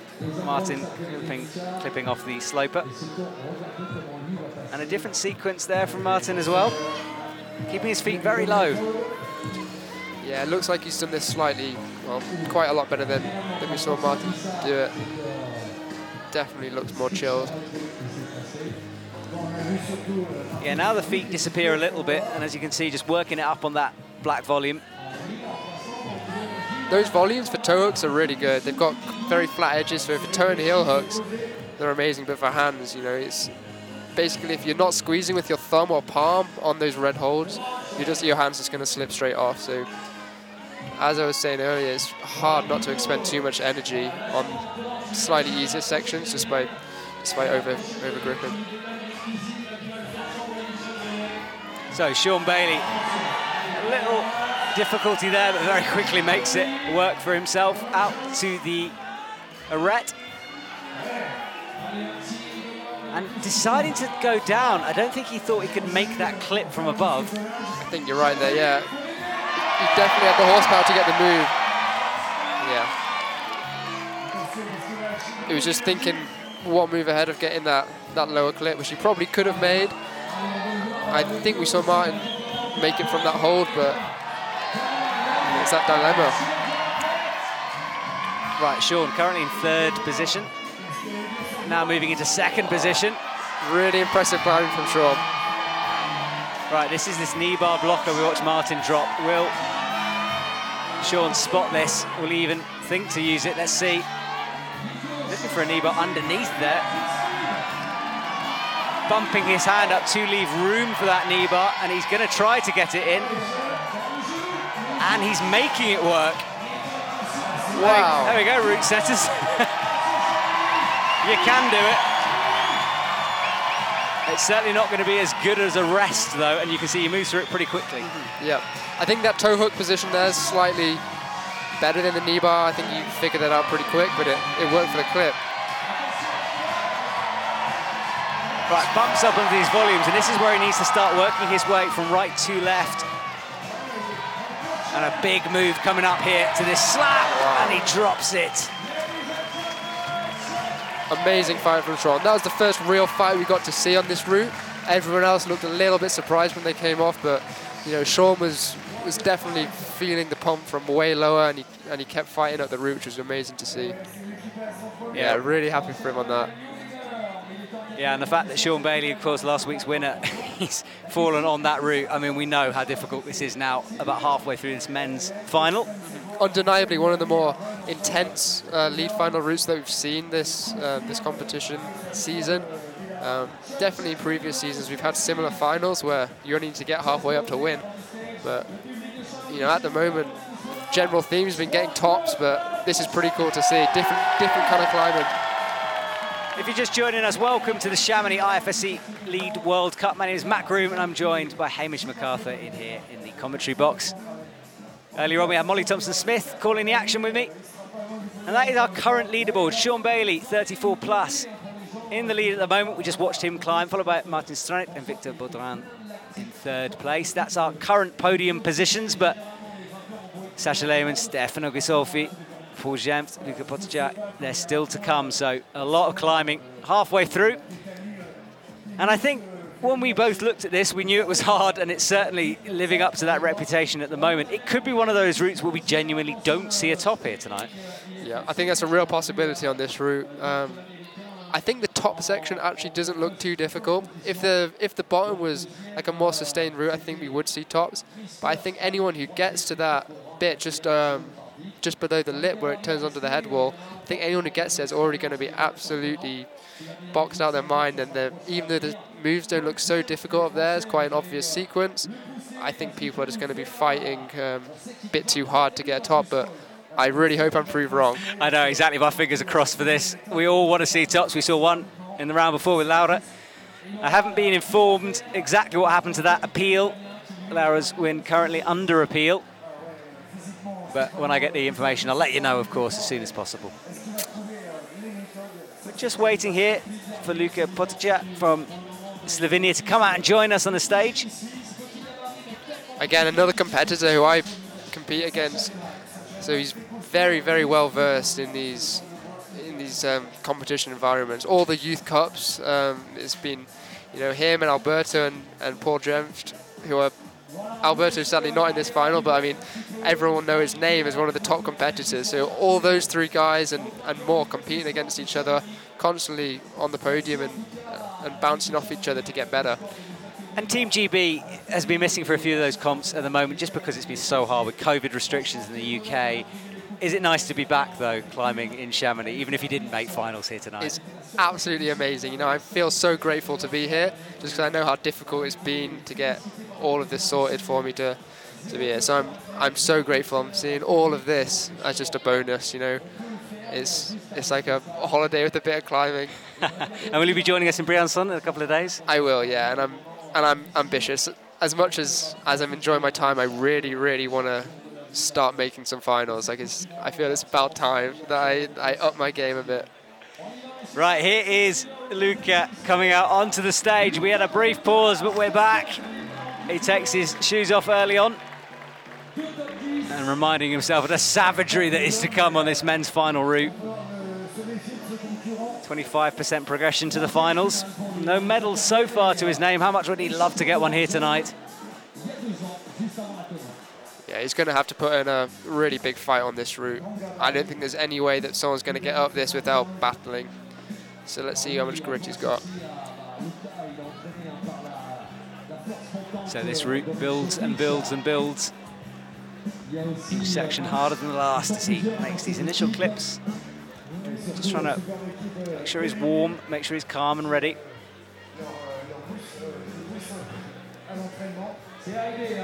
So far, he's looking really smooth through this bottom section. No one's struggled on it, but the more you overgrip on the start, especially when there's such a hard section coming up. I mean, you can see he's just relaxed and floating up this. It's kind of what you need to do, not spend too much energy in anticipation of the harder bit up top. You just got to stay relaxed until you get there and then switch it on.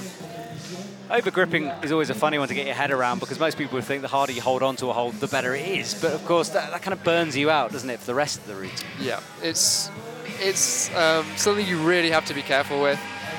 I definitely have been playing around with not gripping so hard on the holes, which sounds so counterproductive. But obviously, the harder you grip, the harder you get pumped. Right, Luca making easy work of this first part and just flipping his hands there, deciding to change a little bit. Yeah, another different sequence there from Luca. He went into double undercuts on that pinch. Didn't look quite as good, but he's made it through the section. Yeah, he thought about toe hooking on that crimp and thought better of it. And now just struggling to get himself comfortable on this cross-through moves. He's currently not really got a foot, bumping that left hand up. We can see the thumb just on the edge, pops a foot. I'm glad he made it through that. Something he did a little bit different, which I don't think helped him, is on that lower thumb catch. He had his thumb on it. Everyone else who's got through there has put their palm on it, which just means that you can squeeze a little bit harder. Will that have cost him as he swings to get the high feet? He's just not looking quite as confident as he was at the beginning. No, definitely not. Slightly jarring change of style on this route. Well, we wanted to see a fight. We're seeing one from Luca here as he gets a very high heel in. He just needs to find some composure here. We know he's got the strength for it. Snatches and goes. It's a horrible feeling. Even though he's been fighting on that route, he's going to know that it's not because he's reached his physical potential on it. It's just because he's made some small mistakes at the start. So, I mean, a good effort, but he's definitely going to be disappointed with that.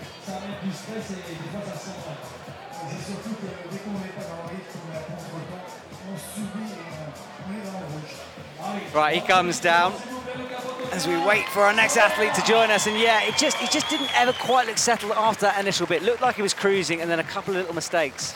Yeah, exactly. I think that nails it. It's all down to those little decisions. Like, as I say, that thumb instead of palm may have cost him a tiny bit of energy. He cut loose a little bit on that same sequence, which was costing him a tiny bit of energy. And on this route, you simply can't afford to do that. Hands in the air here in Chamonix. Night has fallen now. The rain that was forecasted has gone away, and it's a beautiful, crisp, cold night. As our next athlete comes to join us on stage is Paul Gempt. Hamish, you were talking a lot about Paul, someone you've climbed with a lot. Yeah, I mean, since I was, I don't know, like 15, 16 in youth competitions, I've been competing against him in pretty much every final, so it's cool to see that everyone from that stage of competitions is now on the big scene. Paul Gempt in front of his home crowd. He'll want to put on a very strong performance here. I think he'll do just that, honestly. He's on top form at the moment. Paul came 6th in Villars last week. Seemed a bit disappointed with that, and we're looking for a higher positioning here tonight. With 2 finals in a row for him is very impressive. That's going to fill him with confidence for this. You know, he's qualified in a high position, which is always nice. It means he puts a little bit more pressure on him, but still. Yeah, you can see him there, just cutting loose, as everyone else has on that move.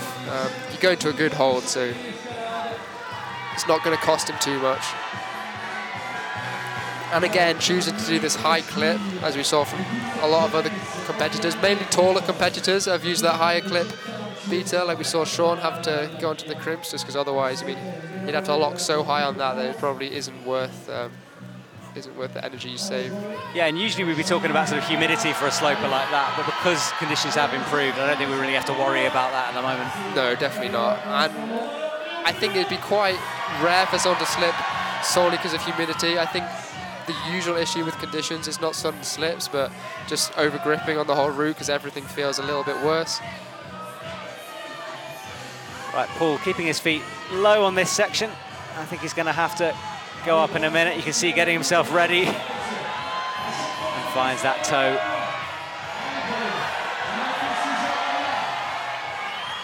Deciding to clip there. Pretty cleanly through that section compared to other athletes. Not much changing of Vita. Even though it's physically hard, he just figured it out, which means you can get on with the rest of the route without too much stress. Paul just eyeing up this next hold, gets in and under it, almost pops a finger out, manages to make it stick. And a big foot slip there. Paul comes down, takes a moment to himself there, but we'll see a replay of that. But it just looked like as he was going up, we just saw that slip. Yeah, I mean, I think the slip was mainly because he was too tired to pull anymore. You could see on the move into the undercut, his left arm had nothing left. He had to fully stand up into it, use his legs way more than his arms. So as soon as he had to rely on his arms again, they just gave way. Paul Gempt leaves empty-handed, no tops yet at all from these athletes, but we have two legends, let's be honest, coming up next in Stefano Ghisolfi and Sasha Lehmann. But let's look at this replay again. That first move, spectacular looking, but let's see that again. Look at that. Easier than that looks, isn't it, that kind of a maneuver? Yeah, it's maneuver. What kind of word is that? That maneuver, that move. That move, yeah. It's very showy, but he's on 2 good holds, quite low on the route. He's not tired. The angle isn't super steep yet, so it's definitely one more for the crowd than for the athletes, but it also gets your heart rate up a little bit as an athlete, which is sometimes helpful. Right, Stefano Ghisolfi comes out. He was disappointed last week not to make the make the finals. I was lucky enough to have him in the commentary box with me, and he promised me that he wouldn't let it happen again. He didn't want to come and talk again, so let's see if Stefano can get himself onto the podium here tonight. Yeah, I've got high hopes for this. He's a very smart climber, and I think that's really going to pay off on this route. I think anyone who starts to rush or squeeze too hard or try too hard too early is going to be punished. So I think Stefano is very measured in his climbing technique. He doesn't do anything he doesn't need to, really. He's very efficient. And he was a Chamonix winner back in 2018, and it meant a lot to him, that win. So I know him and Team Italy will be cheering him on here tonight. Taking his time through this section. Stefano will have read this well, though. He's seen so many World Cup routes.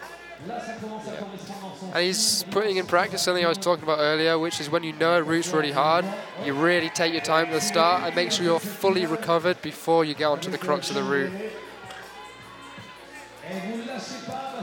He's a big fan of a crimp, so I'm not surprised he's clipping from these. They must be pretty good holds for him. Yeah, the man has some of the most insanely strong fingers I've ever seen.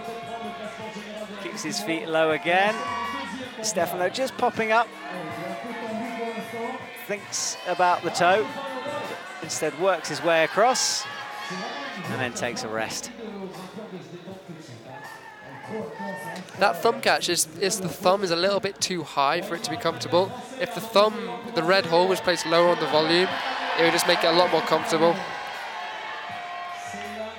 So the route setters, again, just these tiny little changes to the holds and to the volumes that just make it so much harder for the athletes to stay composed.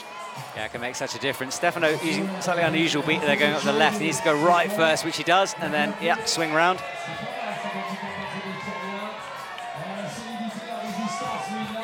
Yeah, this is where we saw Paul have to stand up into the undercut, but Stefano's choosing to rest before that. So I think that's a good sign. Stefano Ghisolfi really having to fight here. And we know how hard this bottom section is.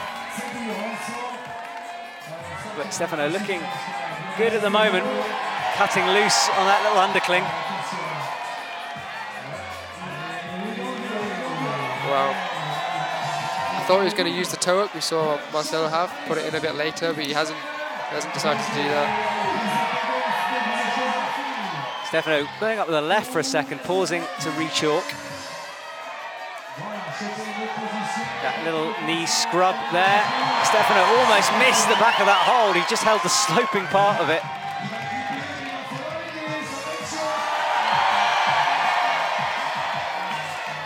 And here's Stefano's choosing to go past that clip. Oh, that's the knee bar trap we were talking about.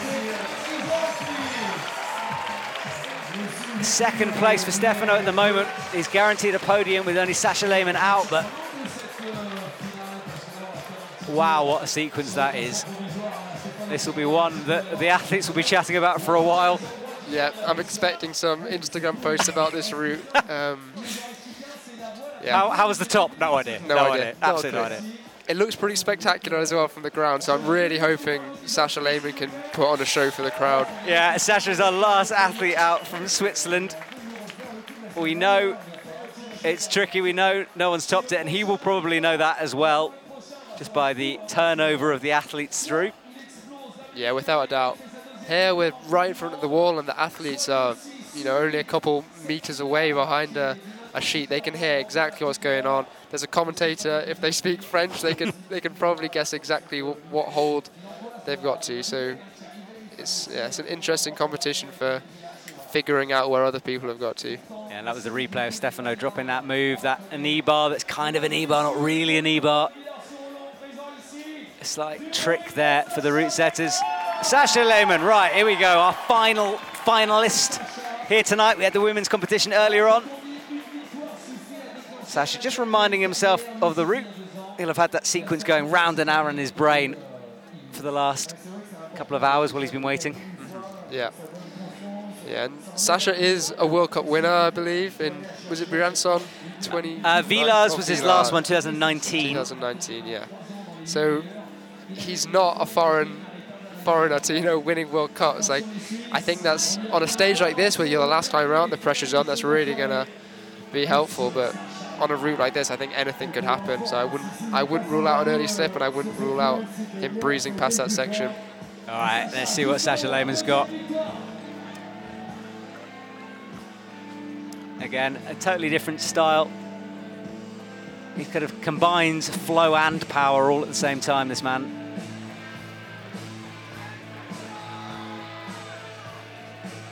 Look at that, strong core, straight arms, avoiding pump early on. Yeah, all the athletes making this first section look pretty easy, which in a way is nice, but also as when it changes so suddenly from something that feels so comfortable to so challenging, it can definitely throw a spanner in the works for some athletes.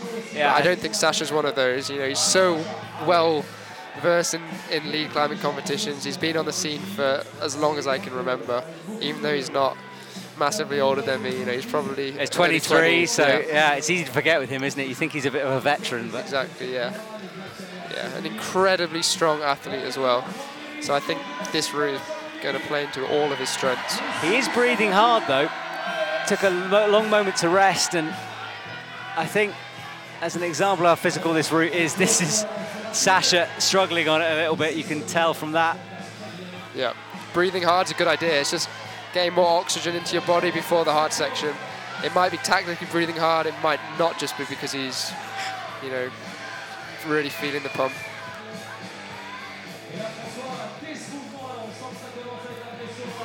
Sasha goes out to this right. He's thinking about going up with the left as well. Stefano thought about this, then changed his beat as Sasha makes it work. I think he's starting to climb a little quicker here. I think he knows that perhaps it's one of those routes where you're not going to top it, but you can get high. Yeah, he's up the intensity. He's really looking strong on this so far. He's in that mode where you just keep fighting, you just keep getting one more move, because you don't know when you're coming off. Sasha gets high feet for the clip, almost drops it, and does drop it! Sasha Lehmann, not enough for a podium. That will be fourth place for him. Wow, what a final. That was like he knew he had to go fast to get anywhere near a podium position, but he just went slightly too fast, fumbled his hands and came off. I mean, look, we knew this route was going to be tough. It was tough. It's a shame, obviously, we didn't see any tops. It can be so difficult as a route setter in order to try to judge that properly, but ideally we want to see some tops here in the final. Yeah, very high-risk route. It's been impressive to see the athletes fight so early on. We haven't seen that yet this comp season, so that's been impressive. Slightly disappointing that we didn't get to see any athletes on the head wall in the spectacular Chamonix location as we did in the women's, but that's what happens. Exactly, when things are this tough, we see finals like that where it literally comes down to a couple of moves. Let's watch Sasha Lehmann again. He tried to get that undercling locked in again, couldn't quite make it stick, and just, why to the wall. Yeah, started to panic a bit, unweighted his right foot, and it just popped.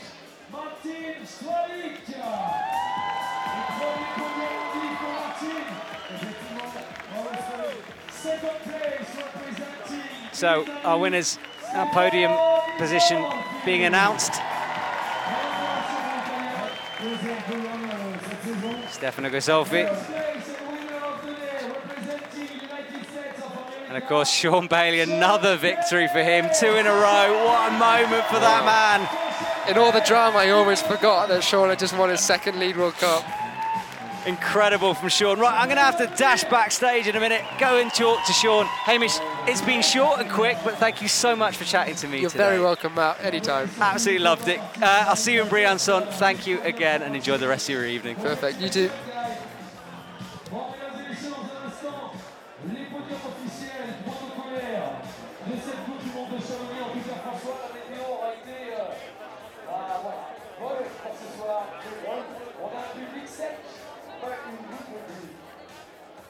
Bon, ce soir, on vous rappelle que l'on est partenaire de la Coupe du Monde, à la folie douce et encore bien d'autres pour les grimpeurs.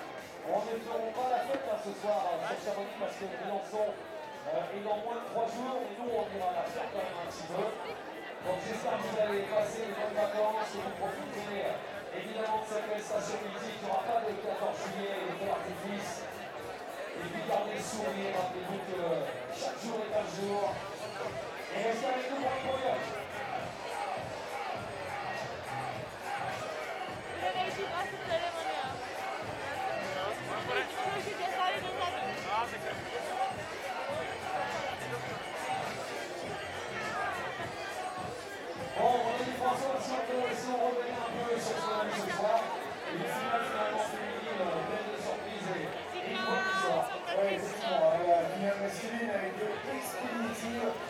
Sean, first of all, what a finals route. I mean, that looked so difficult out there tonight. That was the hardest finals route I've ever climbed on, for sure. Coming out, second win in a row from you from Vilas. You're on a rare run of form at the moment. How's it feeling? Yeah, I mean, it feels awesome, man. I was pretty surprised with this one. I felt pretty low, so I thought there's no chance that would be enough, but yeah, it turns out it was one of the harder routes we've had, so yeah. Awesome. Well, it's been amazing watching you climb. You keep exceeding your own expectations. Congratulations on the victory tonight. Yeah, thank you, man. I appreciate it.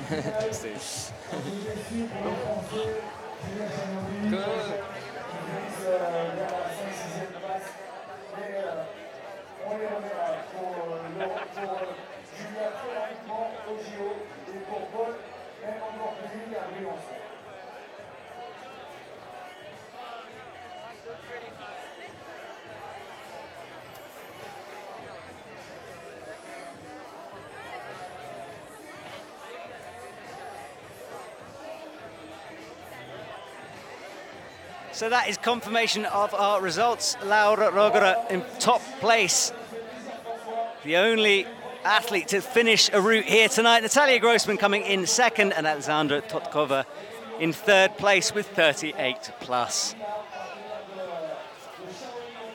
Some exciting climbing here tonight. I just want to take a second to thank both of my co-commentators for joining me in the box. As we check out the men's lead final, Sean Bailey, I just chatted to him, super chilled as always. He takes the victory here tonight. Stefano Ghisolfi in second, and Martin Stranick with a bronze medal. He will be delighted with that result. We're just waiting here in the stadium for the podium to be set up. I hope you enjoyed that back at home. I know I did. That men's route, what a beast, eh? The crux is proving just too difficult for our athletes here tonight, and the women's an endurance test piece. And it was Laura who came out at top speed, flying her way up that route.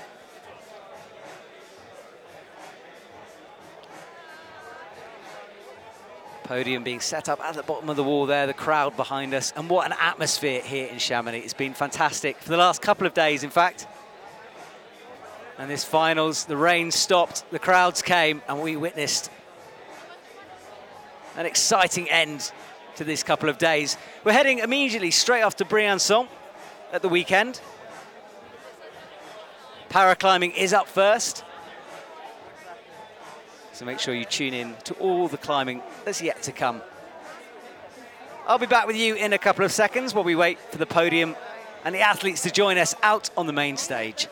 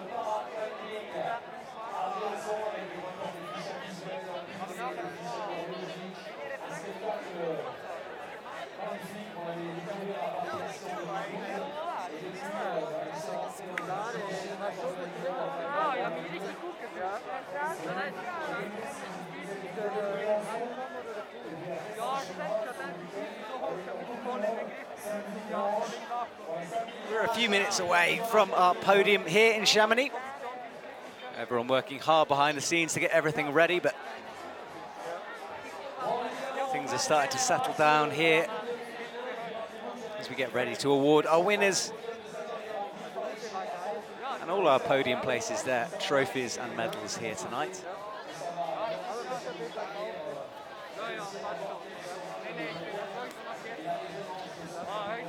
It's been an interesting week. A lot of perhaps new faces joining us here in Chamonix. Some of the Olympians that so regularly make up our finals missing here as they get ready for Tokyo. Most flying in the next couple of days. In fact, I was chatting to some of the teams over the last couple of weeks, and most people flying out either Wednesday, Thursday. Exciting to hear that Molly, my co-commentator from earlier in this evening, should be with the BBC, giving her insights. So I'll be looking forward to watching and hearing everything that she has to say as climbing moves to the biggest stage possible in sporting terms.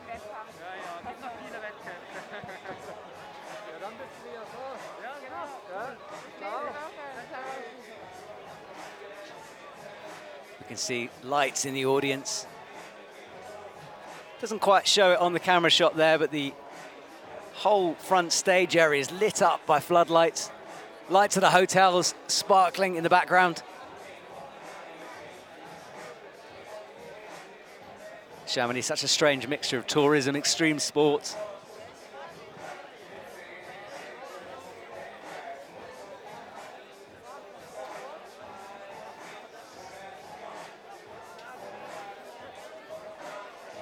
And soon, our podium finishers will be coming out just underneath that banner, decorated with the sponsors' logos in the middle of the stage. The podium has been built on that.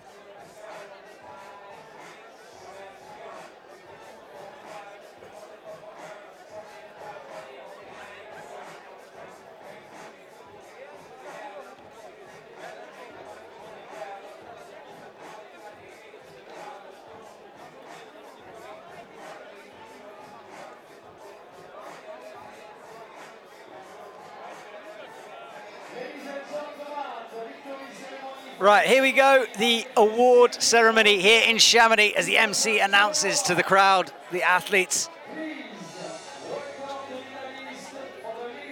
Romain de Grange just passing me in the commentary box, giving me a thumbs up from Team France. Great performances from all of those. And the women join us here on the main stage. Laura Rogera in first place. What a victory for her. Her first of the season for lead. Alexandra Todkova, she's in second place. And third, Natalia Grossman. Sorry, Natalia Grossman in second, Alexandra Todkova in third, as she joins us for her bronze medal. She's just 16, but what a performance and performances she's put on throughout the season already. Expect a lot more of her to come. And of course, with Paris 2024 coming, could we be witnessing a future Olympian being born here? Natalia Grossman, well, she'll step up into second position. She smiles her way through finals, and she was smiling again tonight. Silver medal for Natalia. Team USA continuing strong form in the 2021 season. Laura Rogera, she will take the gold medal here tonight. Huge wave to the crowd.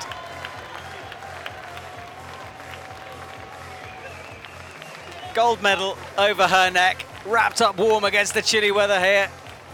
She gets the check, she gets the medal, she gets the bragging rights. Victory for Laura here in Chamonix. Being swarmed by photographers down at the front of the stage here. Such a high-profile event. As now we stand for the national anthem.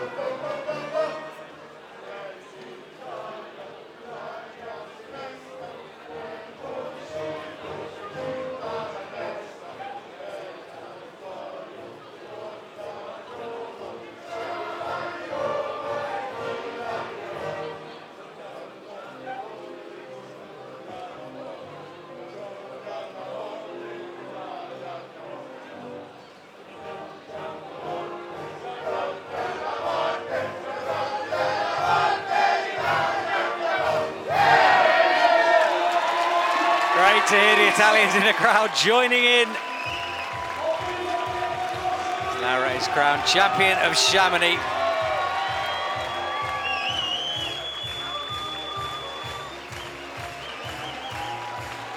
Big Italian presence here, of course. We're just over the border from Italy.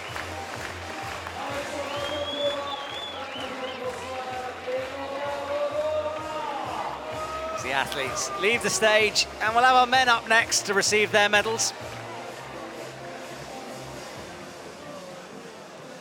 Let's wait a couple of seconds for them. Laura just taking her moment in the spotlight by herself, the last few photos.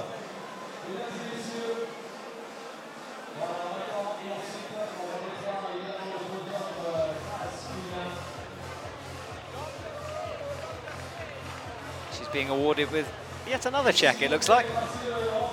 Oh, trophy for Laura. There we go. Can't quite see it on your screen, but she's been given. There we go.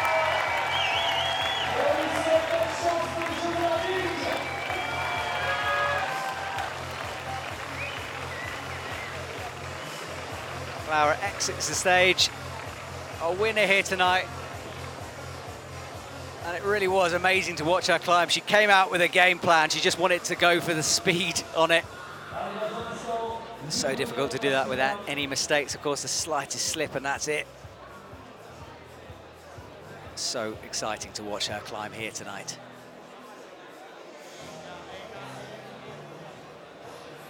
Men will be up next. Sean Bailey taking the top spot here in Chamonix tonight.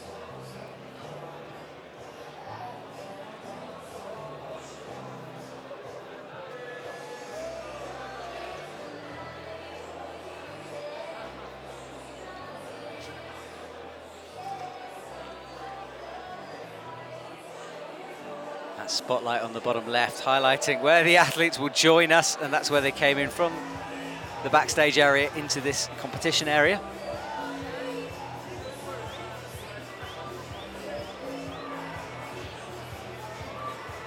Athletes having to do various media commitments, of course. It's always a bit of a crazy time when I run backstage and interview them. You can see them already talking to journalists, getting all the technicalities done. No time, just sit back and enjoy it. Yeah, you need to get your trophies first. And here they come, onto our stage. The men's podium places. Martin Stranick, Sean Bailey and Stefano Ghisolfi, our top three. Sean Bailey, fresh of his victory last week in Villars, will take another gold medal here. Can he keep the momentum going in Briançon at the weekend?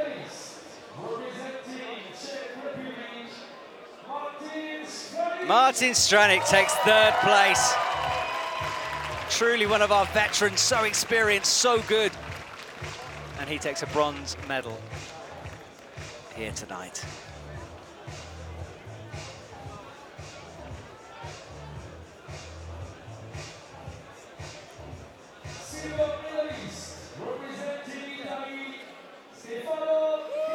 Stefano Ghisolfi back to the podium for him. He takes a silver medal. He loves climbing in Chamonix. He'll be in Briançon.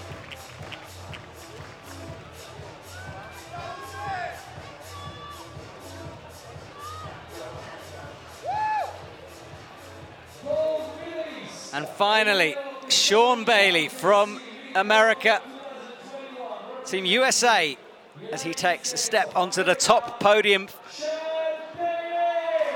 And a gold medal for Sean Bailey. I don't think he can quite believe that. He was just enjoying climbing out there, one of the hardest finals route he says he's ever had to try.